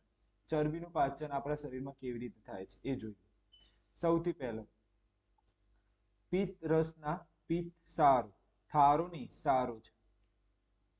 સારું, ચરબીના મોટા ગોલકોનું વિખંડિત કરીને નાના ગોલકોમાં રૂપાંતર કરે તો તેને શું કહેવાય? તૈલોદીકરણ કહેવાય છે. આ પ્રશ્ન પણ 2 માર્કમાં પૂછાય. તૈલોદીકરણની વ્યાખ્યા લખો 2 માર્ક. પિત્ત સારું, કોના સારું? પિત્ત સારું દ્વારા ચરબીના કોના દ્વારા? પિત્ત રસના પિત્ત સારું દ્વારા. પિત્ત રસના પિત્ત સારું દ્વારા ચરબીના મોટા ગોલકોનું નાના ગોલકોમાં વિખંડન કરવામાં આવે છે. આ ક્રિયાને તૈલોદીકરણ કહેવામાં આવે છે. પહેલો મુદ્દો. પછી શું થાય આગળ? પછી પિત્ત રસ પછી કોણ આવી જાય છે? સાદુ પિંડના અંદર આવેલું સાદો રસ. સાદુ રસમાં કોણ છે? લાઇપેજ. હવે આ જે તૈલોદીકૃત ચરબી હતું ને એને ફરીથી પાચન કરે. તો 2 વાર પાચન કર્યું. પહેલું પાચન થઈને શું બની ગયું? તૈલોદીકૃત ચરબી બની ગઈ. પછી આ ચરબી હવે એક ખોરાક કોના અડશે? સાદુ રસ. હવે સાદુ રસમાંથી કયું આવે છે? લાઇપેજ. આ પ્રશ્ન એમસીક્યુ માં પૂછાઈ ગયો કે ચરબીનું પાચન નીચેનામાંથી કયું ઉત્સેચક કરે? તો મેં બોલ્યો તો લાઇપેજ. જે પતંગ ચગાવો એ યાદ રાખો, એ રીતે મેં ટ્રીક કીધું હતું. તો સાદુ રસમાં લાઇપેજ ફરીથી ચરબીનું શું કરે છે? પાચન કરે. પછી બીજા ત્રીજું કયું તંત્ર આવશે? આંતરરસ. હવે આંતરરસમાં લાઇપેજ વડે થયેલું ચરબીનું ફરીથી શું થાય છે? પાચન થાય છે અને છેલ્લે શું બની જાય છે? ફેટિક એસિડ અને ગ્લિસરોલમાં રૂપાંતર થાય છે. હવે આ જે બધી પ્રક્રિયા છે, આ ક્રિયા શામાં થાય છે? નાના આંતરડામાં થાય છે. છેલ્લો મુદ્દો તો આવડી છે, નાના આંતરડા. ચલો હવે ધ્યાન આપજો. કે ચરબીનું પાચન સમજાવો. પ્રશ્ન નંબર 1 કે ચરબીનું પાચન સમજાવો. એકદમ સહેલું છે, કઈ ભારે નથી. તો સૌથી પહેલો મુદ્દો આવે છે. સૌથી પહેલો મુદ્દો કે પિત્ત રસ. પિત્ત રસ ના પિત્ત સારું. પિત્ત રસના પિત્ત સારું દ્વારા ચરબીના મોટા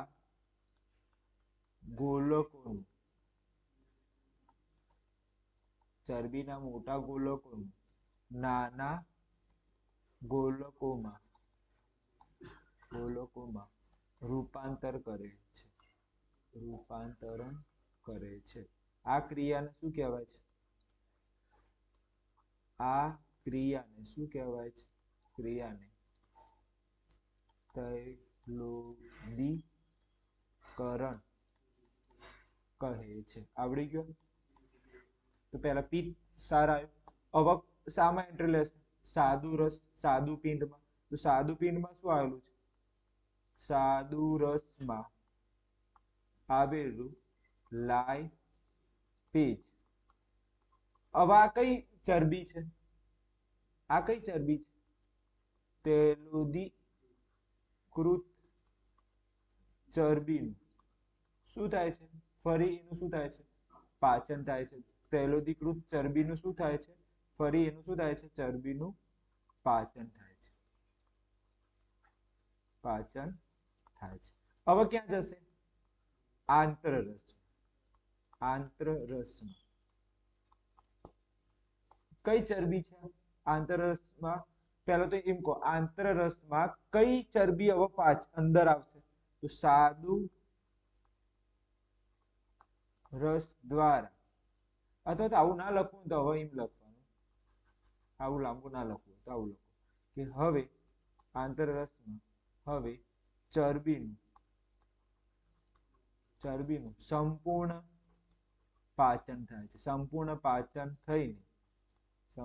પાચન થઈને શામાં રૂપાંતર થાય છે? ફેટી એસિડ અને ગ્લિસરોલ. ગ્લિસરોલ જ છે ને? માં રૂપાંતર થાય છે. બસ પૂરું થઈ ગયું. આ પ્રક્રિયા ક્યાં થાય છે? નાના આંતરડામાં. ક્યાં થાય છે? તો જો સ્ટેપ છે, આ ક્રિયા ક્યાં થાય છે? નાના આંતરડામાં થાય છે. મને કોઈ એવું તો શું આવ્યું ભારે? સ્ટેપ બાય સ્ટેપ છે.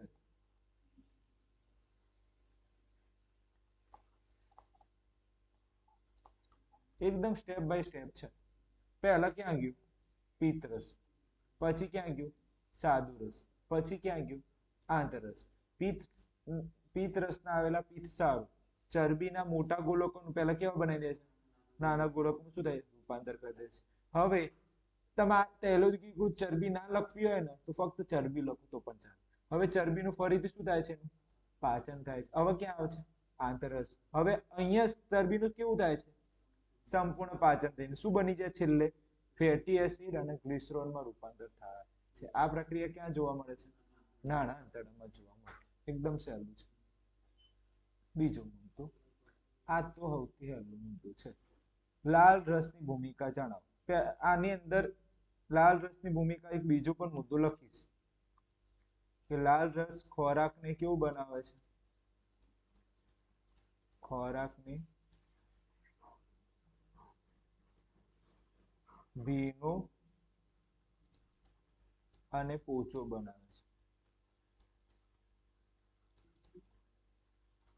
છે. એક વધારે લાઈન થઈ ગઈ.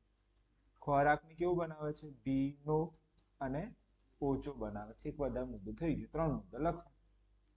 તો લાલ રસની ભૂમિકા, તો લાલ રસમાં કયો અંતસ્ત્રાવ છે, કયું ઉત્સેચક છે, સોરી, એમાઇલેઝ, જે સ્ટાર્ચનું શામાં રૂપાંતર કરે છે, સ્ટાર્ચનું શર્કરામાં રૂપાંતર કરે છે. અને ચોથી લાઈન આ લખો, એક બાજુ લખવાનું સ્ટાર્ચ, પછી તીર મારવાનું, અને પછી શું લખવાનું, શર્કરા, પછી શું લખવાનું, શર્કરા, અને અહીંયા શું લખવાનું ઉપર, એમાઇલેઝ. તો સૌથી પહેલો મુદ્દો તમારે લખવાનો આવશે આ. પહેલો મુદ્દો કયો લખવાનો, આ. પછી બીજો મુદ્દો શું લખવાનો, આ. લખતા આવડે? લાલ રસમાં કયું ઉત્સેચક છે, એમાઇલેઝ. પછી ત્રીજો મુદ્દો લખતા આવડે આખું? હવે તો પછી આનું ગુજરાતી જ છે ને, આ શું છે એનું ગુજરાતી, પછી આખું ગુજરાતી લખી દો. અથવા તો તમે એક કામ કરો, આ રીતે જ લખો, પહેલું આ, બીજું, અને નીચે વાળું કયું, ત્રીજું, અને આ નીચે ચોથું. બહુ થઈ ગયું, બસ આ રીતે લખો શોર્ટ. અને જો જેને આ લાઈન આવડી ગઈ ને એને બધું આવડી, આ લાઈન આવડી ગઈ ને બધું આવડી. કેમ? લાલ રસમાં કયો ઉત્સેચક છે, એમાઇલેઝ, જે શું કરે છે, સ્ટાર્ચનું શર્કરામાં રૂપાંતર. પછી તું આ લખવાનું, લાલ રસ શું કરે છે, ખોરાકને ભીનો અને પોચો બનાવે છે. ખબર પડી? એકદમ સહેલો પ્રશ્ન છે. તો લખીશું લાલ રસની ભૂમિકા જણાવો. પ્રશ્ન નંબર 2. પ્રશ્ન નંબર 2, લાલ રસની ભૂમિકા જણાવો. સૌથી પહેલો મુદ્દો કયો આવે? તો એક બાજુ શું લખવાનું, સ્ટાર્ચ, બીજી બાજુ શું લખવાનું, શર્કરા. આને અહીંયા શું કરી દેવાનું, તીર, રૂપાંતર કર્યું. અને અહીંયા શું લખવાનું, લેઝ. શું છે આ? ઉત્સેચક. આવડી ગયું? ચલો પછી લખીશું લાલ રસમાં કયું ઉત્સેચક છે, લાલ રસમાં એમાઇલેઝ. શું આવેલું છે, ઉત્સેચક આવેલું છે. એટલે ઉપરથી જોઈને જોઈને જ લખું. પછી આખી વાર્તા કહો. સ્ટાર્ચને એમાઇલેઝ દ્વારા શામાં રૂપાંતર થાય છે, શર્કરામાં રૂપાંતર કરવામાં આવે છે. અને છેલ્લો મુદ્દો શું લખવાનો, ખોરાકને કેવું બનાવે છે, હા, ખોરાકને ભીનો અને પોચો બનાવે છે. એકદમ સહેલું મુદ્દો. પેલી 3 લાઈન તો એક જ જેવી છે. ઉપરનું આવડે એટલે બધું આવડી જશે. ત્રીજો, સ્વયંપોષી માટે જરૂરી પરિસ્થિતિ કઈ નીપજો છે. હવે આ મસ્ત પ્રશ્ન. સ્વયંપોષી એટલે પોતાનો ખોરાક જાતે બનાવે. આ પરિસ્થિતિ કઈ છે, આ પરિસ્થિતિ જરૂરી પરિસ્થિતિ કઈ છે, અને તેની નીપજો લખો. મારે શું લખવાની છે, નીપજો. નીપજ એટલે છેલ્લે શું મળે છે વનસ્પતિને, આ ખાધા પછી શું મળે છે, તો ખાધા પછી એની નીપજ. વનસ્પતિમાં શું હોય, શું બની જશે, ગ્લુકોઝ મળી જશે. વનસ્પતિમાં શું મળશે, કાર્બોદિત. અને વનસ્પતિ આપણને શું આપશે, ઓક્સિજન. આપણને શું આપે છે વનસ્પતિ, નીપજ તરીકે આપણને શું આપે છે, એક આપે છે ગ્લુકોઝ. મેઇન ગ્લુકોઝ આપણે ખાઈએ તો શું મળે, ગ્લુકોઝ. બીજું શું આપે, કાર્બોદિત એટલે શક્તિ. કાર્બોદિતમાં શું રહેલું છે, શક્તિ. હવે ધ્યાન આપો, એક જોરદાર વાત કરું તમને. આ બંને રિયલમાં એક જ છે. આ બંને એક જ છે, અલગ અલગ નથી, પણ નામ અલગ અલગ પાડેલા છે. ક્લિયર? તો કાર્બોદિત, ગ્લુકોઝ, અને બીજો આપણને વનસ્પતિ શું આપશે, ઓક્સિજન આપે છે. નીપજ ખબર પડી ગઈ. હવે એ આ લાઈન તો આવડી ગઈ મને, નીપજ. પણ આગળનું જોઈએ, સ્વયંપોષી, પોષણ માટે જરૂરી પરિસ્થિતિ કઈ છે, પરિસ્થિતિ જણાવો. એમની વનસ્પતિની કઈ પરિસ્થિતિ હોવી જોઈએ, તો એક તો એની અંદર શું હોવું જોઈએ, હા, એક શું હોવું જોઈએ એના જોડે, ક્લોરોફિલ હોવી જોઈએ. ક્લોરોફિલના કારણે વનસ્પતિ લીલા કલરની દેખાય છે. લીલા કલરના ક્લોરોફિલ હોય તો જ વનસ્પતિ સૂર્યપ્રકાશ લઈ શકે. આ જો ના હોય ને તો વનસ્પતિ સૂર્યપ્રકાશ લેશે નહીં. આના કારણે જ વનસ્પતિ શું લે છે? સૂર્યપ્રકાશ લે છે. બીજું શું થવું જોઈએ?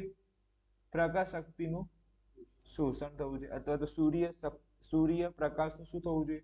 શોષણ થવું જોઈએ. આ પરિસ્થિતિ હોવી જોઈએ. બીજું પાણીના અણુઓનું શું થવું જોઈએ? વિઘટન થવું જોઈએ. અને બીજું કાર્બન ડાયોક્સાઇડનું શામાં?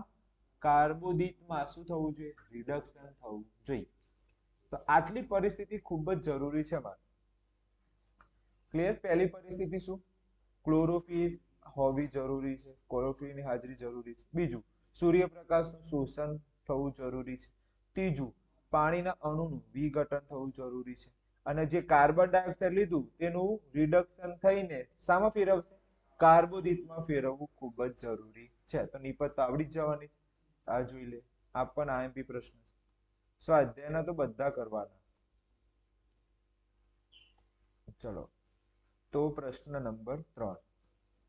શું શું જોઈએ મારા? એક તો પરિસ્થિતિ જણાવ, અને બીજું શું જણાવ? સ્વયંપોષીનું નિપજ કોના માટે? સ્વયંપોષી માટે.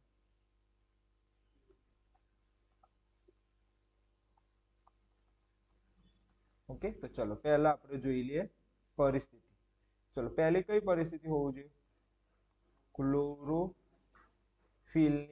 હાજરી. હવે હાજરી હશે તો જે શું કરશે? સૂર્યપ્રકાશનું શોષણ. બીજું શું થવું જોઈએ? સૂર્યપ્રકાશનું શોષણ.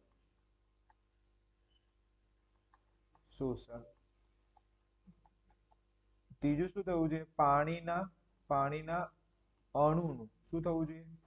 વિઘટન. અને છેલ્લું જે કાર્બન ડાયોક્સાઇડ થયું છે, કાર્બન ડાયોક્સાઇડનું રિડક્શન થઈને શામાં રૂપાંતર થવું જોઈએ? કાર્બોદિતમાં રૂપાંતર થવું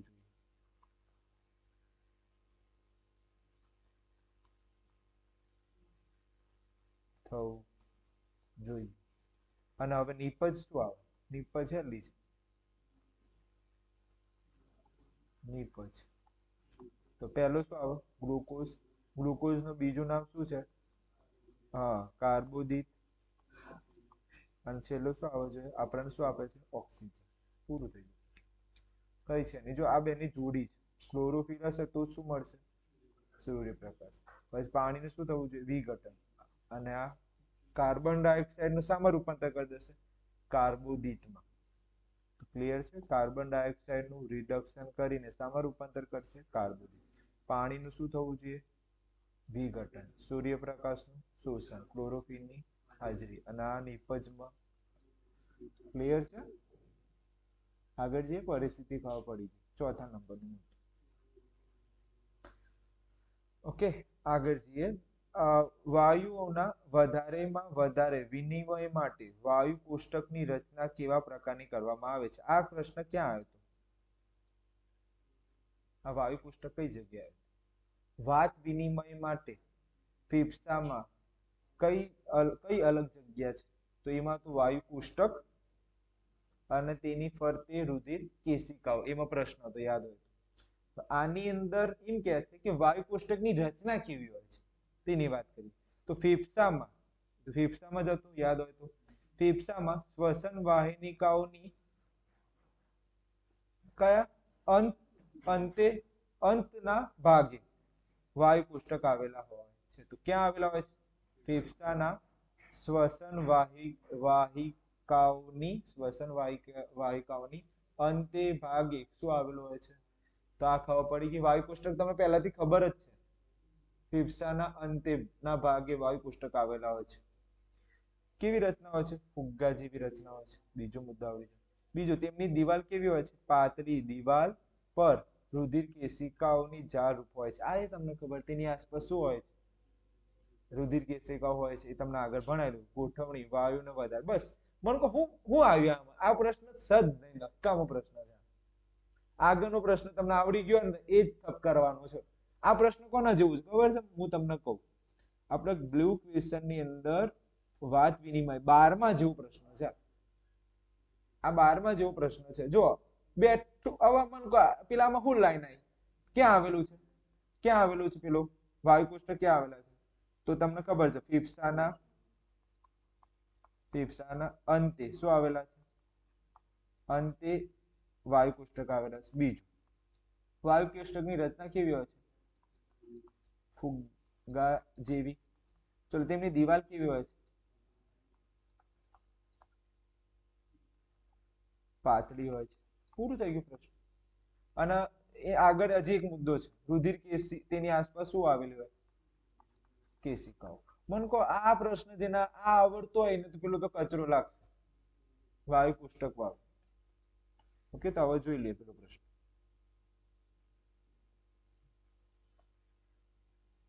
ત્રીજા નંબર ઓકે ફેફસામાં એક આ વધારે મુદ્દો લખવો તો લખજો શું આવેલું ફેફસામાં શ્વસન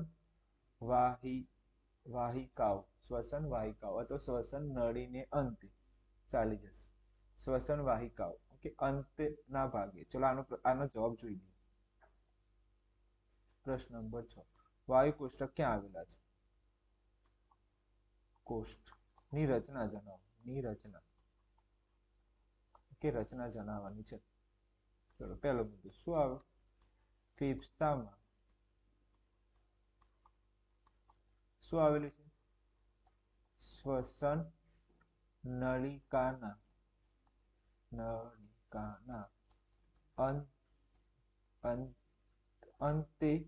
અંતે ભાગે અથવા તો અંતે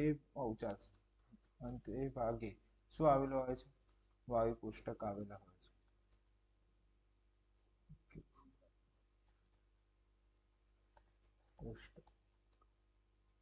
હોય છે આવડી જાય તો ફેફસાના અંતે જો આ યાદ ના રહે પરીક્ષામાં તો કોઈ ટેન્શન નહીં લેવાનું આ ના યાદ રહે તો કોઈ ટેન્શન નહીં લેવાનું ફેફસાના અંતે ભાગે શું આવેલા હોય છે વાયુ કોષ્ટક આવેલા હોય છે બીજું રચના કેવી હોય છે ફુગ્ગા જેવી તેની રચના હોય છે પછી તેમની દીવાલ કેવી હોય છે તેમની દીવાલ પાતળી હોય છે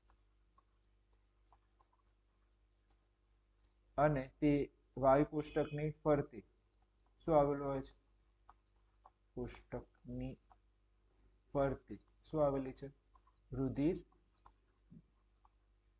કેશિકાઓ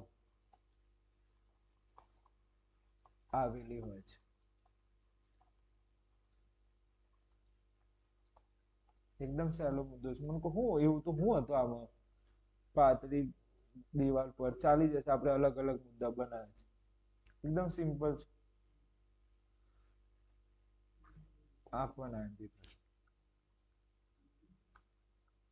મનુષ્યમાં રુધિર બેવડું પરિવહનની વ્યાખ્યા આપો શા માટે રુધિર બે વાર પસાર થાય છે ઓકે તો એ જોઈએ મનુષ્યમાં દરેક ચક્ર દરમિયાન રુધિર હૃદયમાં બે વખત આવે છે રુધિર હૃદયમાં કેટલી વાર પસાર થાય છે બે વખત પસાર થાય છે આથી રુધિરનું બેવડું પરિવહન કહેવાય છે કેમ રુધિર બેવડું પરિવહન કહેવાય છે કારણ કે હૃદયમાં રુધિર કેટલી વાર આવે છે બે વાર આવે છે આથી રુધિરનું બેવડું પરિવહન કહેવાય છે ફેફસામાંથી ઓક્સિજન યુક્ત રુધિર ડાબા કર્ણકથી ડાબા શેપક અને અંતે મહાધમની દ્વારા અંગો તરફ જાય છે ઓકે હા મેં કીધું આટલું છે હું શોર્ટમાં પૂરું કરી નાખ્યું આ પ્રશ્ન શીખવો હોય ને તો હું તમને પહેલા એમ કહું છું પહેલા તમે સેક્શન ડી જોતા હો સેક્શન ડી માં હૃદયનું આખી થિયરી સમજાય છે બહુ ડીપમાં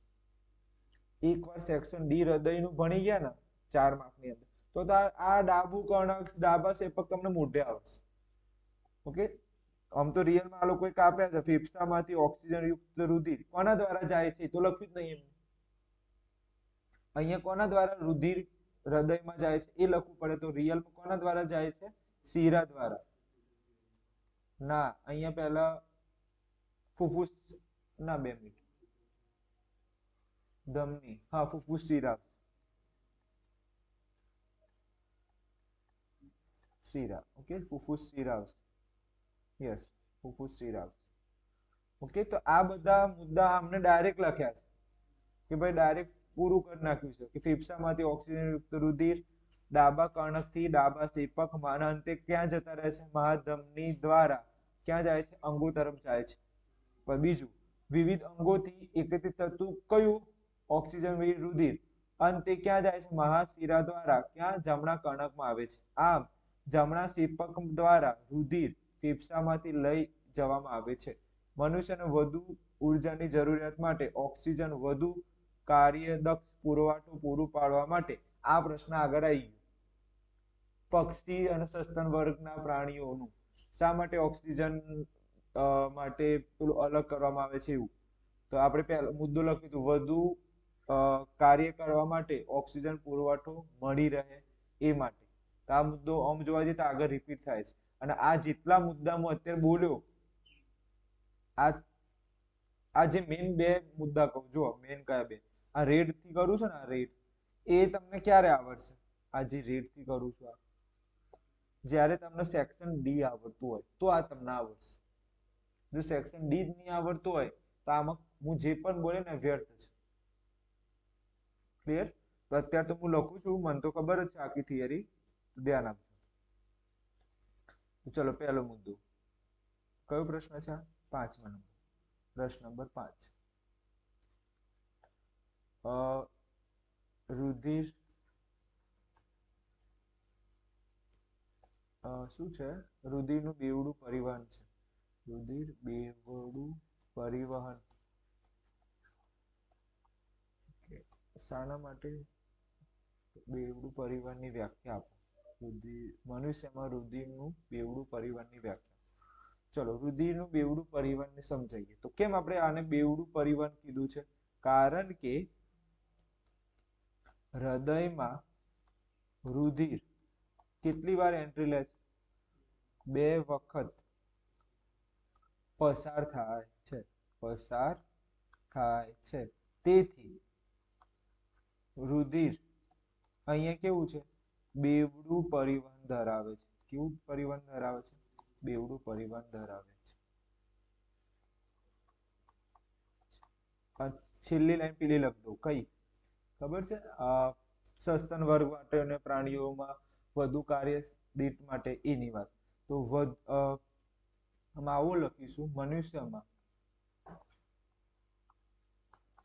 વધુ કાર્યદક્ષ માટે ઓક્સિજન પુરવઠો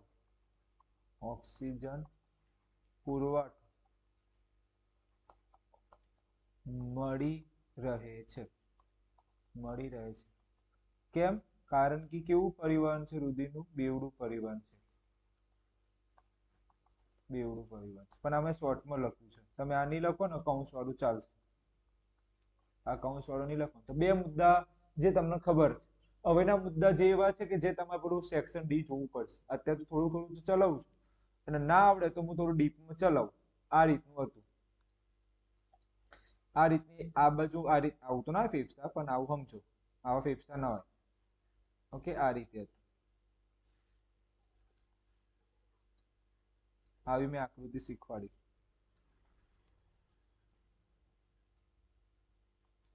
આવી આકૃતિ ના દોરતા, નહીં તો સાહેબને હાર્ટ એટેક આવી જાય. આ ખબર પડી?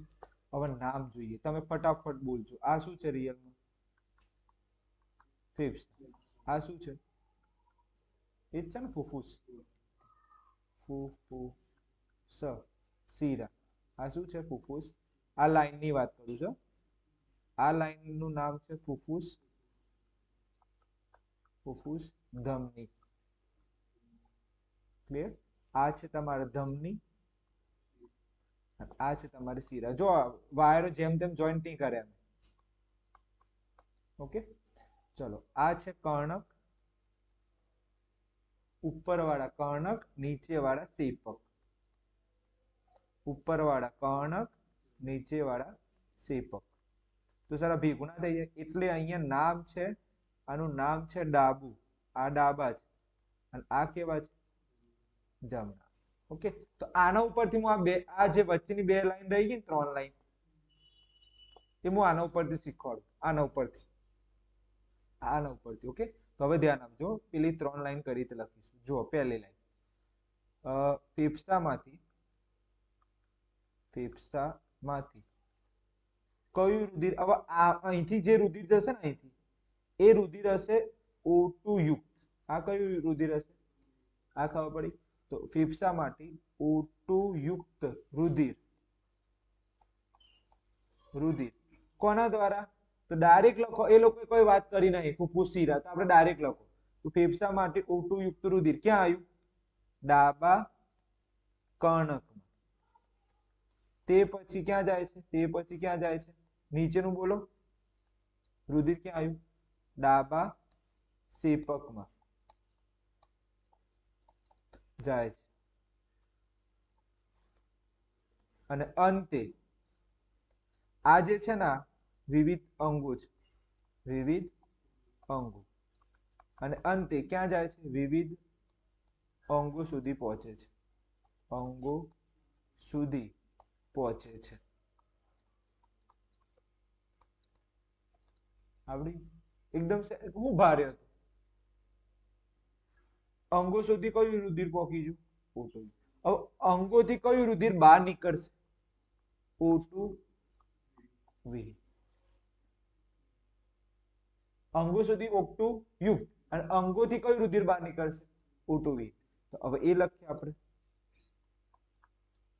O2 વિહીન રુધિર અંગોથી ક્યાં જાય છે? અંગોથી ક્યાં જશે? જમણા. જો તીર માર્યું છે, જુઓ, આ ક્યાં જાય છે? આ રુધિર અહીંથી ક્યાં તીર ગયું? જમણા કર્ણકમાં જાય છે. તે પછી ક્યાં જાય છે? ક્યાં જશે? જમણા ક્ષેપકમાં. અને પછી અંતે ક્યાં જશે? ક્યાં જશે? ફેફસામાં જાય છે. અને અંતે ક્યાં જાય છે? ફેફસામાં. તો તમે ધ્યાનથી જો, રુધિર બે વાર ના આવ્યું? એકવાર રુધિર અહીંથી નીકળ્યું, અહીંથી પસાર થયો. ધ્યાનથી જો, આ લાઈન જુઓ, અહીંથી રુધિર આવ્યું, અહીંથી એન્ટ્રી લીધી ડાબા કર્ણકમાંથી ડાબા ક્ષેપકમાં. પછી ક્યાં ગયું? એ અંગો સુધી પહોંચ્યું. એકવાર રુધિર જતું રહ્યું, પછી અંગોમાંથી O2 યુક્ત નહીં આવતું, O2 વિહીન રુધિર જાય, અને પાછું ક્યાં જાય છે? જમણા કર્ણકમાં. પછી ક્યાં જાય છે? જમણા ક્ષેપકમાં. અને પછી ક્યાં જશે? અંતે ફેફસા. બસ, આ મારે ગુજરાતીમાં લખવાનું છે. તો મને આ આકૃતિ આવડે તો હું પેલું લખી શકું. આ આકૃતિ જ ના ખબર હોય તો હું કઈ રીતે લખી? અને આ લોકોએ શબ્દો ઉડાડી દીધા છે, પણ જયારે 4 માર્કમાં લખો ત્યારે તો બધા શબ્દો લખવા પડે. ફૂફૂસ શિરા, ફૂફૂસ ધમની, સમજો? તો આ લોકોએ બધા શબ્દો ઉડાડ્યા, 2 મુદ્દા લખવાના છે. તો આ 2 મુદ્દા ના આવડી છે. ફેફસા માટે O2 યુક્ત રુધિર ડાબા કર્ણકમાં જાય છે, ત્યાર પછી ડાબા ક્ષેપકમાં જાય છે, અંતે ક્યાં જાય છે? વિવિધ અંગોમાંથી. કયું રુધિર? O2 યુક્ત રુધિર. હવે O2 વિહીન રુધિર વિવિધ અંગોથી ક્યાં જાય છે? જમણા કર્ણકમાં, પછી જમણા ક્ષેપકમાં, અને અંતે ક્યાં પહોંચે છે? ફેફસામાં. વાર્તા પૂરી. ઓકે, તો આ હું કોપી પેસ્ટ કરી દઉં છું પાછળ, આટલી લાઈન. આ તો પીપીટી માં તો આવું જ રહેશે. પીપીટી હું જ્યારે મોકલીશ ને ત્યારે સમજાવી મૂકું. તો અહીંયા આ લાઈન આવી. ઓકે, આ લાઈન મેં 3 ની જગ્યાએ કેટલી લાઈન લખી છે? 2 લાઈન લખી છે. તો કોઈ ટેન્શન જેવું નહીં લાગે. આવડી ગયું? માં બહુ મગજ મારી છે આની અંદર. આ 2 લાઈન ખાસ યાદ રાખજો.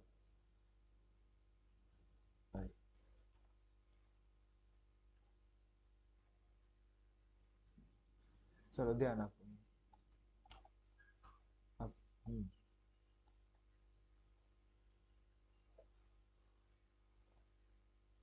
તો આ રીતે લાઈન લખવાની છે. પહેલી 2 વાર રુધિર પસાર થાય છે, બીજી પેલા આખી સ્ટોરી કહેવાની, ત્રીજી સ્ટોરી કહેવાની, ચોથું કેમ બેવડું જોઈએ આપણને, બેવડું પરિવહન જોઈએ? કારણ કે આપણે વધુ કાર્ય કરીએ છીએ, તેથી વધારે ઓક્સિજનનો પુરવઠો જોઈશે. 2 વાર ઓક્સિજન જોઈશે. એકદમ આ પ્રશ્ન 5 શીખવામાં 5 મિનિટ ગઈ.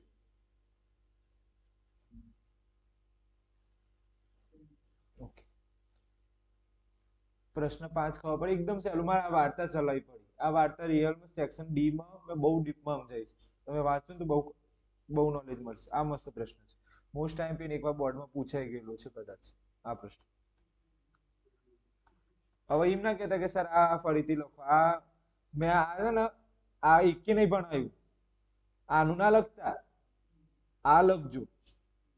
પેલું તો બહુ વિચિત્ર છે. એક પેલું હતું સ્ટાર્ટિંગમાં ચલાવ્યું હતું પેલું જળચર માટેનું, તો મેં અંદરનું નહીં ચલાવ્યું, મેં મારા પોતાના વાક્યો લખ્યા છે. તો મારા પોતાના વાક્યો જે લખું ને એના ઉપર વધારે ફોકસ રાખજો. ચલો આ જોઈએ. હિમોગ્લોબિનની ઉણપ હોય. ઓકે, હિમોગ્લોબિન સાથે કોણ સંકળાયેલું છે? વેરી ઓક્સિજન અને હિમોગ્લોબિન. હિમોગ્લોબિન ઉણપ એટલે ઓક્સિજન અભાવ. તમને હું ઓક્સિજન ના આપું તો વિચારો શું થાય? તમે બેહોશ થઈ જાઓ. ઓક્સિજન ના આપું તમે શું થયું? બેહોશ થઈ. અશક્તિ લાગે, કોઈ શક્તિ નથી મળતી.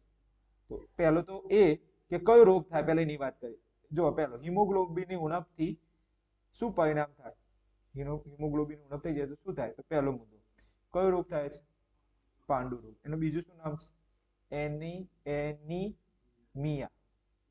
ઓકે, એની માની નહીં, એનીમિયા. ઓકે, એનીમિયા રોગ થાય છે. એની માની નહીં. ક્લિયર? તો પાંડુ રોગ અથવા એનીમિયા રોગ થાય છે. બીજું, આપણા શરીરમાં કોષને કોષીય શ્વસન માટે શું નથી મળતું? તો આના કારણે તો પેલો રોગ થયો છે. હિમોગ્લોબિન કેમ રોગ થયો? મને કેમ કેમ કે એનો એ હિમોગ્લોબિન કોના હાથે રખડતો હોય? ઓક્સિજન સાથે રખડતો હોય.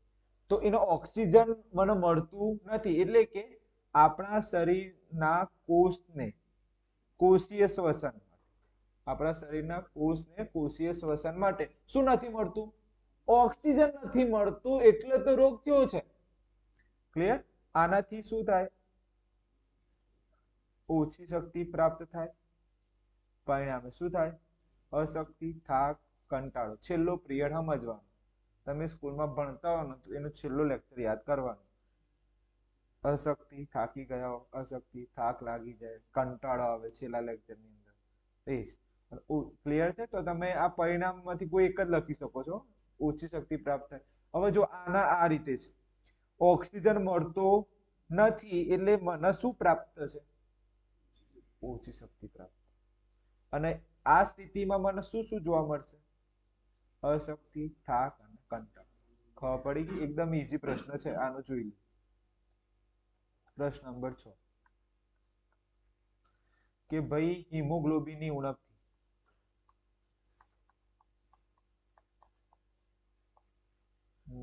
હિમોગ્લોબિનની ઉણપ શું થાય? તો પહેલો તો મને એમ કહો કયો રોગ થતો હતો? વેરી ગુડ, પાંડુ રોગ. બીજું કયો થતો હતો? એનીમિયા. એની માં નહીં આવે, મી આવશે. ઓકે, આગળ જઈએ. આ કેમ રોગ થયું? કારણ કે આપણા શરીરને, ઓકે, તો એ જ લખ્યું છે આપણા શરીર. હાઉ આપણા શરીરના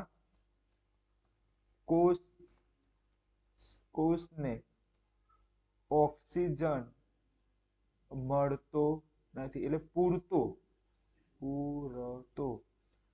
ઓકે, ઓક્સિજન પૂરતો મળતો નથી. પોતાની લેંગ્વેજ લખવાની. હું કરે પેલામાં વગર કોમનો પેલો આપી, હું પોતાની લેંગ્વેજ લખું છું કે આપણા શરીરને કોષને ઓક્સિજન પૂરતો મળતો નથી. જો પૂરતો ઓક્સિજન ના મળે તો મને શું જોવા મળે? અશક્તિ પ્રાપ્ત થાય છે. ઓક્સિજન ના મળે તો મને શું થાય? અશક્તિ પ્રાપ્ત થાય. અને અશક્તિથી મને શું આવે? પહેલા તો થાક લાગે, કંટાળો આવે. ઓકે, આવે છે. બસ. હવે આવું ના લખવાનું. તમારે તો આખી લાઈન લખવાની. હિમોગ્લોબિનની ઉણપથી પાંડુ રોગ થાય છે. તમારે તો લાઈન લખવાની. આવું શોર્ટમાં ના લખાય. આવડી એકદમ ઈઝી 4 લાઈન છે. પાંડુરંગ થાય છે. પાંડુરંગ કેમ થયું? કારણ કે આપણા કોષને ઓક્સિજન મળતો નથી. ઓક્સિજન ના મળે તો અશક્તિ લાગે, અશક્તિથી કંટાળો, થાક લાગે. વાર્તા. હવે તો જલવાહક અને અનવાહક એની તફાવત છે. 6 મુદ્દા છે. આપણે ગમતા 3 મુદ્દા 4 મુદ્દા છે, ગમતા 3 મુદ્દા લખવાના છે. ઓકે, હવે 3 તફાવત છે. ટોટલ આ ચેપ્ટરમાં કેટલા તફાવત છે? 4. 3 સ્વાધ્યાયના અને એક તફાવત આવશે બ્લુ ક્વેશ્ચનમાં, જે મોસ્ટ આઈએમપી તફાવત છે, સ્વયંપોષી અને વિષમપોષી. ઓકે, તો 4 તફાવત છે. 3 સ્વાધ્યાયના અને એક તફાવત ક્યાં છે? Blue question. ચલો જલવાહક અનવાહક ના તફાવત જોઈએ. પહેલો મુદ્દો, જલવાહકમાં શાનું વહન થાય? પાણીનું અને ખનિજ દ્રવ્યનું વહન થાય. જ્યારે અનવાહકમાં કોનું વહન થાય? સુક્રોઝ, કાર્બોદિત, ખોરાકનું શું થાય છે? સ્થળાંતર થાય છે. જો અહીંયા વહન થાય છે અને તો આગળ શું થાય છે? તો એ યાદ રાખજો, એમાં માર્ક કટ થશે. પાણીનું શું થાય? વહન. અને ખોરાકનું શું થાય? સ્થાનાંતર. તો સુક્રોઝ, કાર્બોદિત, કાર્બોદિત શું છે? ખોરાક. એટલે કે ખોરાકનું સ્થાનાંતર થાય છે, પાણીનું વહન થાય છે. ઇનફ. બીજું, સામાન્ય રીતે એટીપી નો ઉપયોગ થતો નથી. જલવાહકમાં એટીપી નો ઉપયોગ થતો નથી. એટીપી એટલે પાવર હાઉસ, એટલે પાવર હાઉસ માંથી કોઈ ઉપયોગ લેતો નથી. પણ અહીંયા સ્થાનાંતર માટે એટીપી નો ઉપયોગ કરે છે. એટલે પાણી વહેતું હોય તો એમાં કોઈ પાવરની જરૂર પડે, પણ મારે સ્થાનાંતર કરવું છે, એક જગ્યા એક વસ્તુને ખેંચીને બીજી જગ્યા મૂકવું છે, તો મારે એમાં શાની જરૂર પડે? ઉર્જાની જરૂર પડે, પાવરની જરૂર પડે. અને પાવર માટે ક્યાં સંગ્રહ થતું હોય? એટીપી. 2 મુદ્દા આવડે. અને બીજો આ મુદ્દો તો આવડે જ છે તમને. આ પેલા ઉચ્ચ કક્ષાના વનસ્પતિઓમાં વહન તંત્ર સમજાવો, જેમાં જલવાહક આપણે લખ્યું હતું, અનવાહક લખ્યું હતું, એના બાળકો લખ્યા હતા, યાદ હોય તો. આપણે આ બાળકો જ છે ને એના. બસ બીજું કઈ લપડ ચપ્પડમાં પડવું છે મારે. અને જો શીખવું હોય તો તમે લખી શકો. અહીંયા કોણ જવાબદાર છે? દબાણ. પણ નહીં લખવું આપણે. હું કા ત્રીજામાં પડવું? ઇનફ છે ને, 2 આવડે છે તો હું કા ત્રીજામાં પડવું? પહેલા મેલું બાળકોનું નામ લખો. પહેલા કોણ ઉપયોગ? એટીપી નો ઉપયોગ કોણ કરશે? જેમાં સ્થાનાંતર થતું એ આવડે. પેલો શાનું વહન કરે? પાણીનું વહન કરે. પેલું ખોરાકનું સ્થાનાંતર કરે. હેલા મેલી આ આવી જાય તો ખુશ થઈ જવાનું. જલવાહક અનવાહક આવે તો ખુશ થઈ જવાનું, કોઈ ટેન્શન જેવું છે નહીં. ચલો આગળ જઈએ. આનું લખીએ આપણે. આ કયો આયા? પ્રશ્ન નંબર 7. જલ વાહક અને બીજું શું આવે છે? અનવાહક. ચલો જલવાહક અને અનવાહક. પહેલા તો બાળકોનું નામ લખી દઈએ. મસ્ત. જલવાહકમાં કોણ આવે? જલવાહિની. આ એનું બાળક હતું. બીજું બાળક તો કોણ હતું? જલ. ઓકે, હા, જલ વાહિની. આમાં કોણ હતું? ચાલ ને વલસાડ ને યાદ કરવાનું. વલસાડ ની અંદર બોલ આવી બોલ છે. ચાલની નળિકા.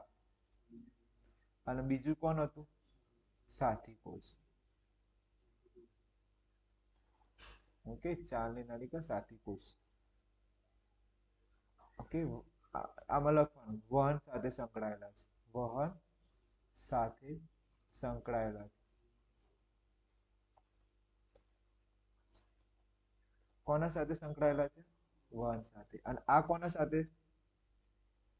સ્થાનાંતર. ઓકે, યસ, સ્થાનાંતર સાથે સંકળાયેલા છે. આવડી જાય ને, એ તો તમને ખબર જ છે, સંકળાયેલા છે. ઓકે, આ કોના સાથે? સ્થાનાંતર સાથે. ચલો મને એમ કહો, આ કોનું વહન કરે? પાણીનું વહન કરે છે.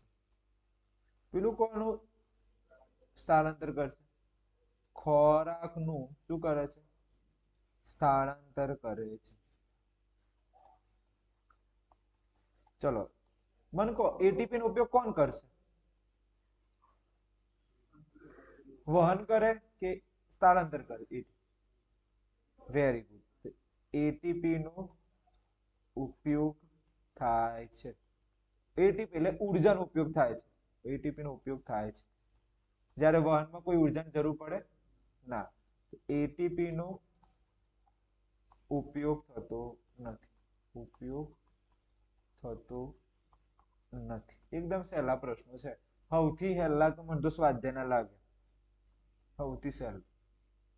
કેમ કે બ્લુ ક્વેશ્ચન આવડી ગયા છે તો સ્વાધ્યાય તો સહેલા જ છે. ચલો. ઓહો હો, આને તો આપણે ઓળખીએ છીએ. આ પાર્ટી તો ઓળખીએ છીએ. આ પાર્ટી થોડીક નવી આવી. મૂત્રપિંડ નળી એનું જોઈ લઈએ. ઓકે, 3 મુદ્દા યાદ રાખવાના. આપણે ગમે એ 3 મુદ્દા લખવાના છે. ઓકે, ચલો. પહેલો મુદ્દો, ફેફસાની રચનાનો કાર્યાત્મક વાયુ કોષ્ટક ક્યાં છે? તો ફેફસાની અંદર વાયુ કોષ્ટક આવે અથવા તો ફેફસાની મદદ કરે છે. કાર્યાત્મક એકમ, ફેફસાનો કાર્યાત્મક એકમ કોણ છે? વાયુ કોષ્ટક. તો આ કોનો કાર્યાત્મક એકમ છે? તો મૂત્રપિંડ રચનાનો કાર્યાત્મક એકમ છે. પેલો ફેફસાનો કાર્યાત્મક એકમ, પેલો મૂત્રપિંડનો કાર્યાત્મક એકમ. એક આ મુદ્દો આવડી છે. ક્યાં આવેલું હોય છે? ફેફસાના અંતે શ્વસન વાહિનીકાઓની આવેલી ફુગ્ગા જેવી રચના છે. કેવી રચના છે? ફુગ્ગા જેવી રચના છે. આ ક્યાં આવેલું હોય છે? તો લાંબી ગુંજરામય નળિકા જેવી રચના હોય છે. કેવી રચના છે? લાંબી ગુંજરામય જેવી રચના હોય છે. અને અગ્રભાગે બાઉમેનની કોથળી આવેલી હોય છે. આ મુદ્દો લખવો પડે. ફુગ્ગા જેવી રચના, અગ્રભાગ કોના સાથે જોડાયેલો છે? બાઉમેન જેવી. અને બીજું ગુંજરામય રચના, કે લાંબી ગુંજરામય નળિકા જેવી રચના હોય છે. અને છેલ્લો મુદ્દો આપણને કયું ગમે છે? નીચેનું જોઈ લઈએ. શ્વસન વાયુઓની આપલે માટે સપાટી પૂરી પાડે છે. તો કોને આપલે માટે સપાટી પૂરી? શ્વસનની આપલે માટે સપાટી પૂરી પાડે છે. આ શું કાર્ય કરે છે? રુધિરનું ગાળણ કરીને નાઇટ્રોજન યુક્ત દ્રવ્યોને દૂર કરે છે. એટલે કે રુધિરનું ગાળણ કરીને નકામા દ્રવ્યોને દૂર કરે છે. હું આવું બધું વિચિત્ર યાદ રાખવું છે. પહેલો મુદ્દો, કોનો કાર્યાત્મક એકમ છે? ફેફસા. પેલો મૂત્રપિંડ કાર્યાત્મક એકમ છે. બીજો મુદ્દો, કેવી હોય છે? શ્વસન નળિકાના અંતે ફુગ્ગા જેવી રચના હોય છે. પેલી લાંબી ગુંજરામય નળિકા જેવી રચના હોય છે. બીજું, તેના અગ્રભાગે કોના સાથે જોડાયેલું છે? બાઉમેનની કોથળી સાથે. પેલાનું શું કામ છે? શ્વસનની આપલેમાં મદદ કરે છે. પેલું રુધિરનું ગાળણ કરીને નકામા દ્રવ્યો દૂર કરે છે. પહેલો પ્રશ્ન છે. આનો આપણે રિવિઝન કરીએ. તો પહેલો મુદ્દો શું આવ્યો?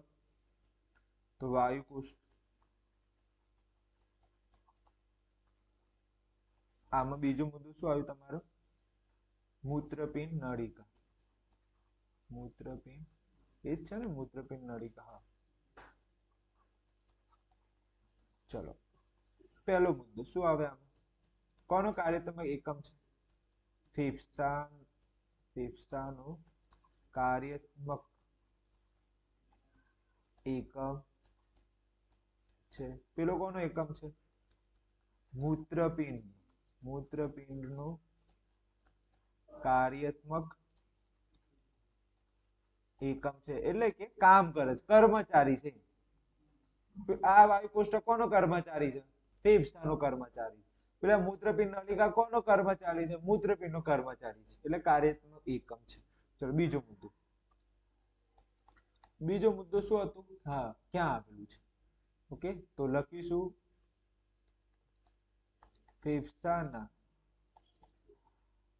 ફેફસામાં આવેલી શ્વસન નળિકાના અંતે ફુગ્ગા જેવી રચના છે. આ તો આવડી જાય. કેટલી વાર આવ્યા? 3 વાર આવી ગયા. ફેફસામાં આવેલી શ્વસન નળિકાના અંતે ફુગ્ગા જેવી રચના છે. આ તો 3-4 વાર આવી ગયું. અને આ કેવી છે? લાંબી ગુંચળામય નળિકા, લાંબી ગુંચળામય નળિકા જે જેના અગ્રભાગ કોના સાથે જોડાયેલું છે? અગ્રભાગ કોના સાથે જોડાયેલું છે? બાઉમેનની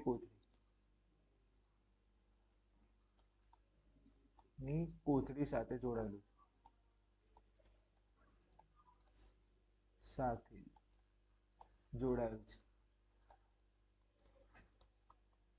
જો આ યાદ નહીં રહે એટલે હું થોડું બ્લુ કરું છું. આ કોનો કાર્યતમ એકમ છે? ફેફસાનો. આ કોણ કાર્યતમ મૂત્રપિંડ ક્યાં આવેલું છે? ફેફસામાં આવેલી નળી શ્વસન નળિકાના અંતે ફુગ્ગા જેવી રચના. આમાં શું લખવાનું? પહેલું ગુંજરામય નળિકા જેના અગ્રભાગ કોના સાથે જોડાયેલું છે? બાઉમેનની કોથળી સાથે. હવે તો છેલ્લું તો હેલું જ. આનું કાર્ય શું?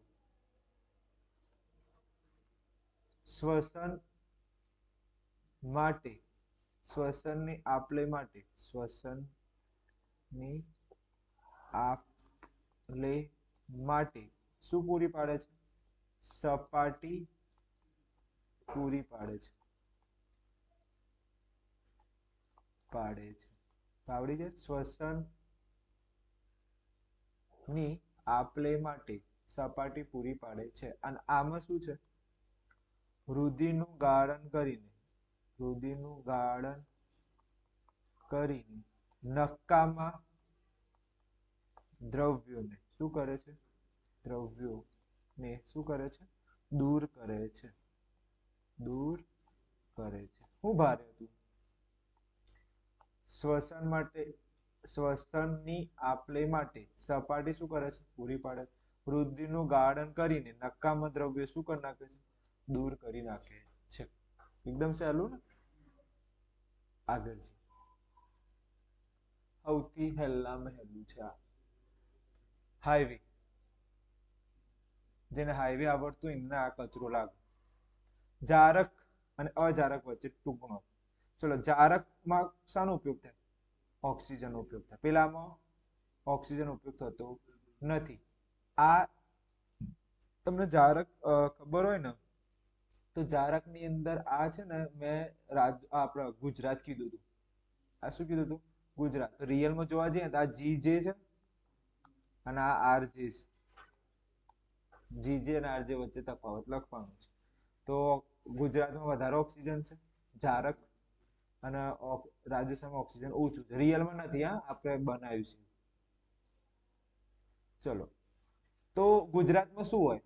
કાર્બન ડાયોક્સાઇડ અને પાણી. પેલામાં કાર્બન ડાયોક્સાઇડ તો હોય, ઓકે, અને બીજું શું હોય?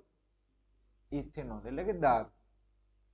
ઓકે, એટલે આપણે કાર્બન ડાયોક્સાઇડ તો આપણે બંનેમાં છે. આપણે જોડે પાણી છે, એ જોડે શું છે? દારૂ છે. તો કરો જલસા. ઓકે, આમાં જારક જોડે ઉર્જા કેવી હોય? વધારે. અને એમના જોડે ઉર્જા કેવી હોય? ઓછી. બસ આટલું લખો. હું કર વધારે પડચપડ કરું. ઓક્સિજન ઉપયોગ થાય છે. નિપજ તરીકે શું આપે છે? કાર્બન ડાયોક્સાઇડ, પાણી. પેલામાં નિપજ શું હોય છે? Carbon dioxide, ethanol. સૌથી વધારે ઉર્જા કોના જોડે? આપણે જોડે, કેમ કે આપણે દારૂ પીતા નથી એટલે. તો આનો આપણે જોઈ લઈએ જારક અજારક નો તફાવત. કયો પ્રશ્ન આવ્યો? 9મો, છેલ્લો પ્રશ્ન. 9મો, જારક શ્વસન અને બીજું શું આવ્યું? અજારક શ્વસન. ઓકે, આ છે આપણે જે અને પેલું છે આપણે આરજે. ઓકે, તો અહીંયા આપણે ધ્યાન આપવાનું. પહેલો મુદ્દો. ઓકે, અહીંયા ઓક્સિજનનો શ્વસનમાં, ઓકે, ના હોય તો તમે આખું વાક્ય લો. જે સજીવ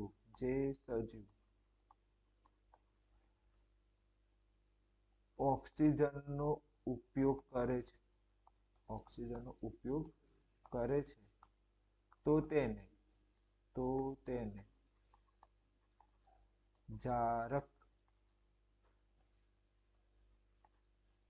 જારક શ્વસન કહે છે. કોણ? જે સજીવ ઓક્સિજન ઉપયોગ કરે તો એને શું કહેવાય? જારક. આમ તો રિયલમાં આવું ના આવે. આ ક્રિયામાં ઓક્સિજનનો ઉપયોગ થાય છે, તો આવું લખો તો સારામાં સારું છે. આમાં એટલું લખો ને, આ પ્રક્રિયામાં શાનો ઉપયોગ થાય છે?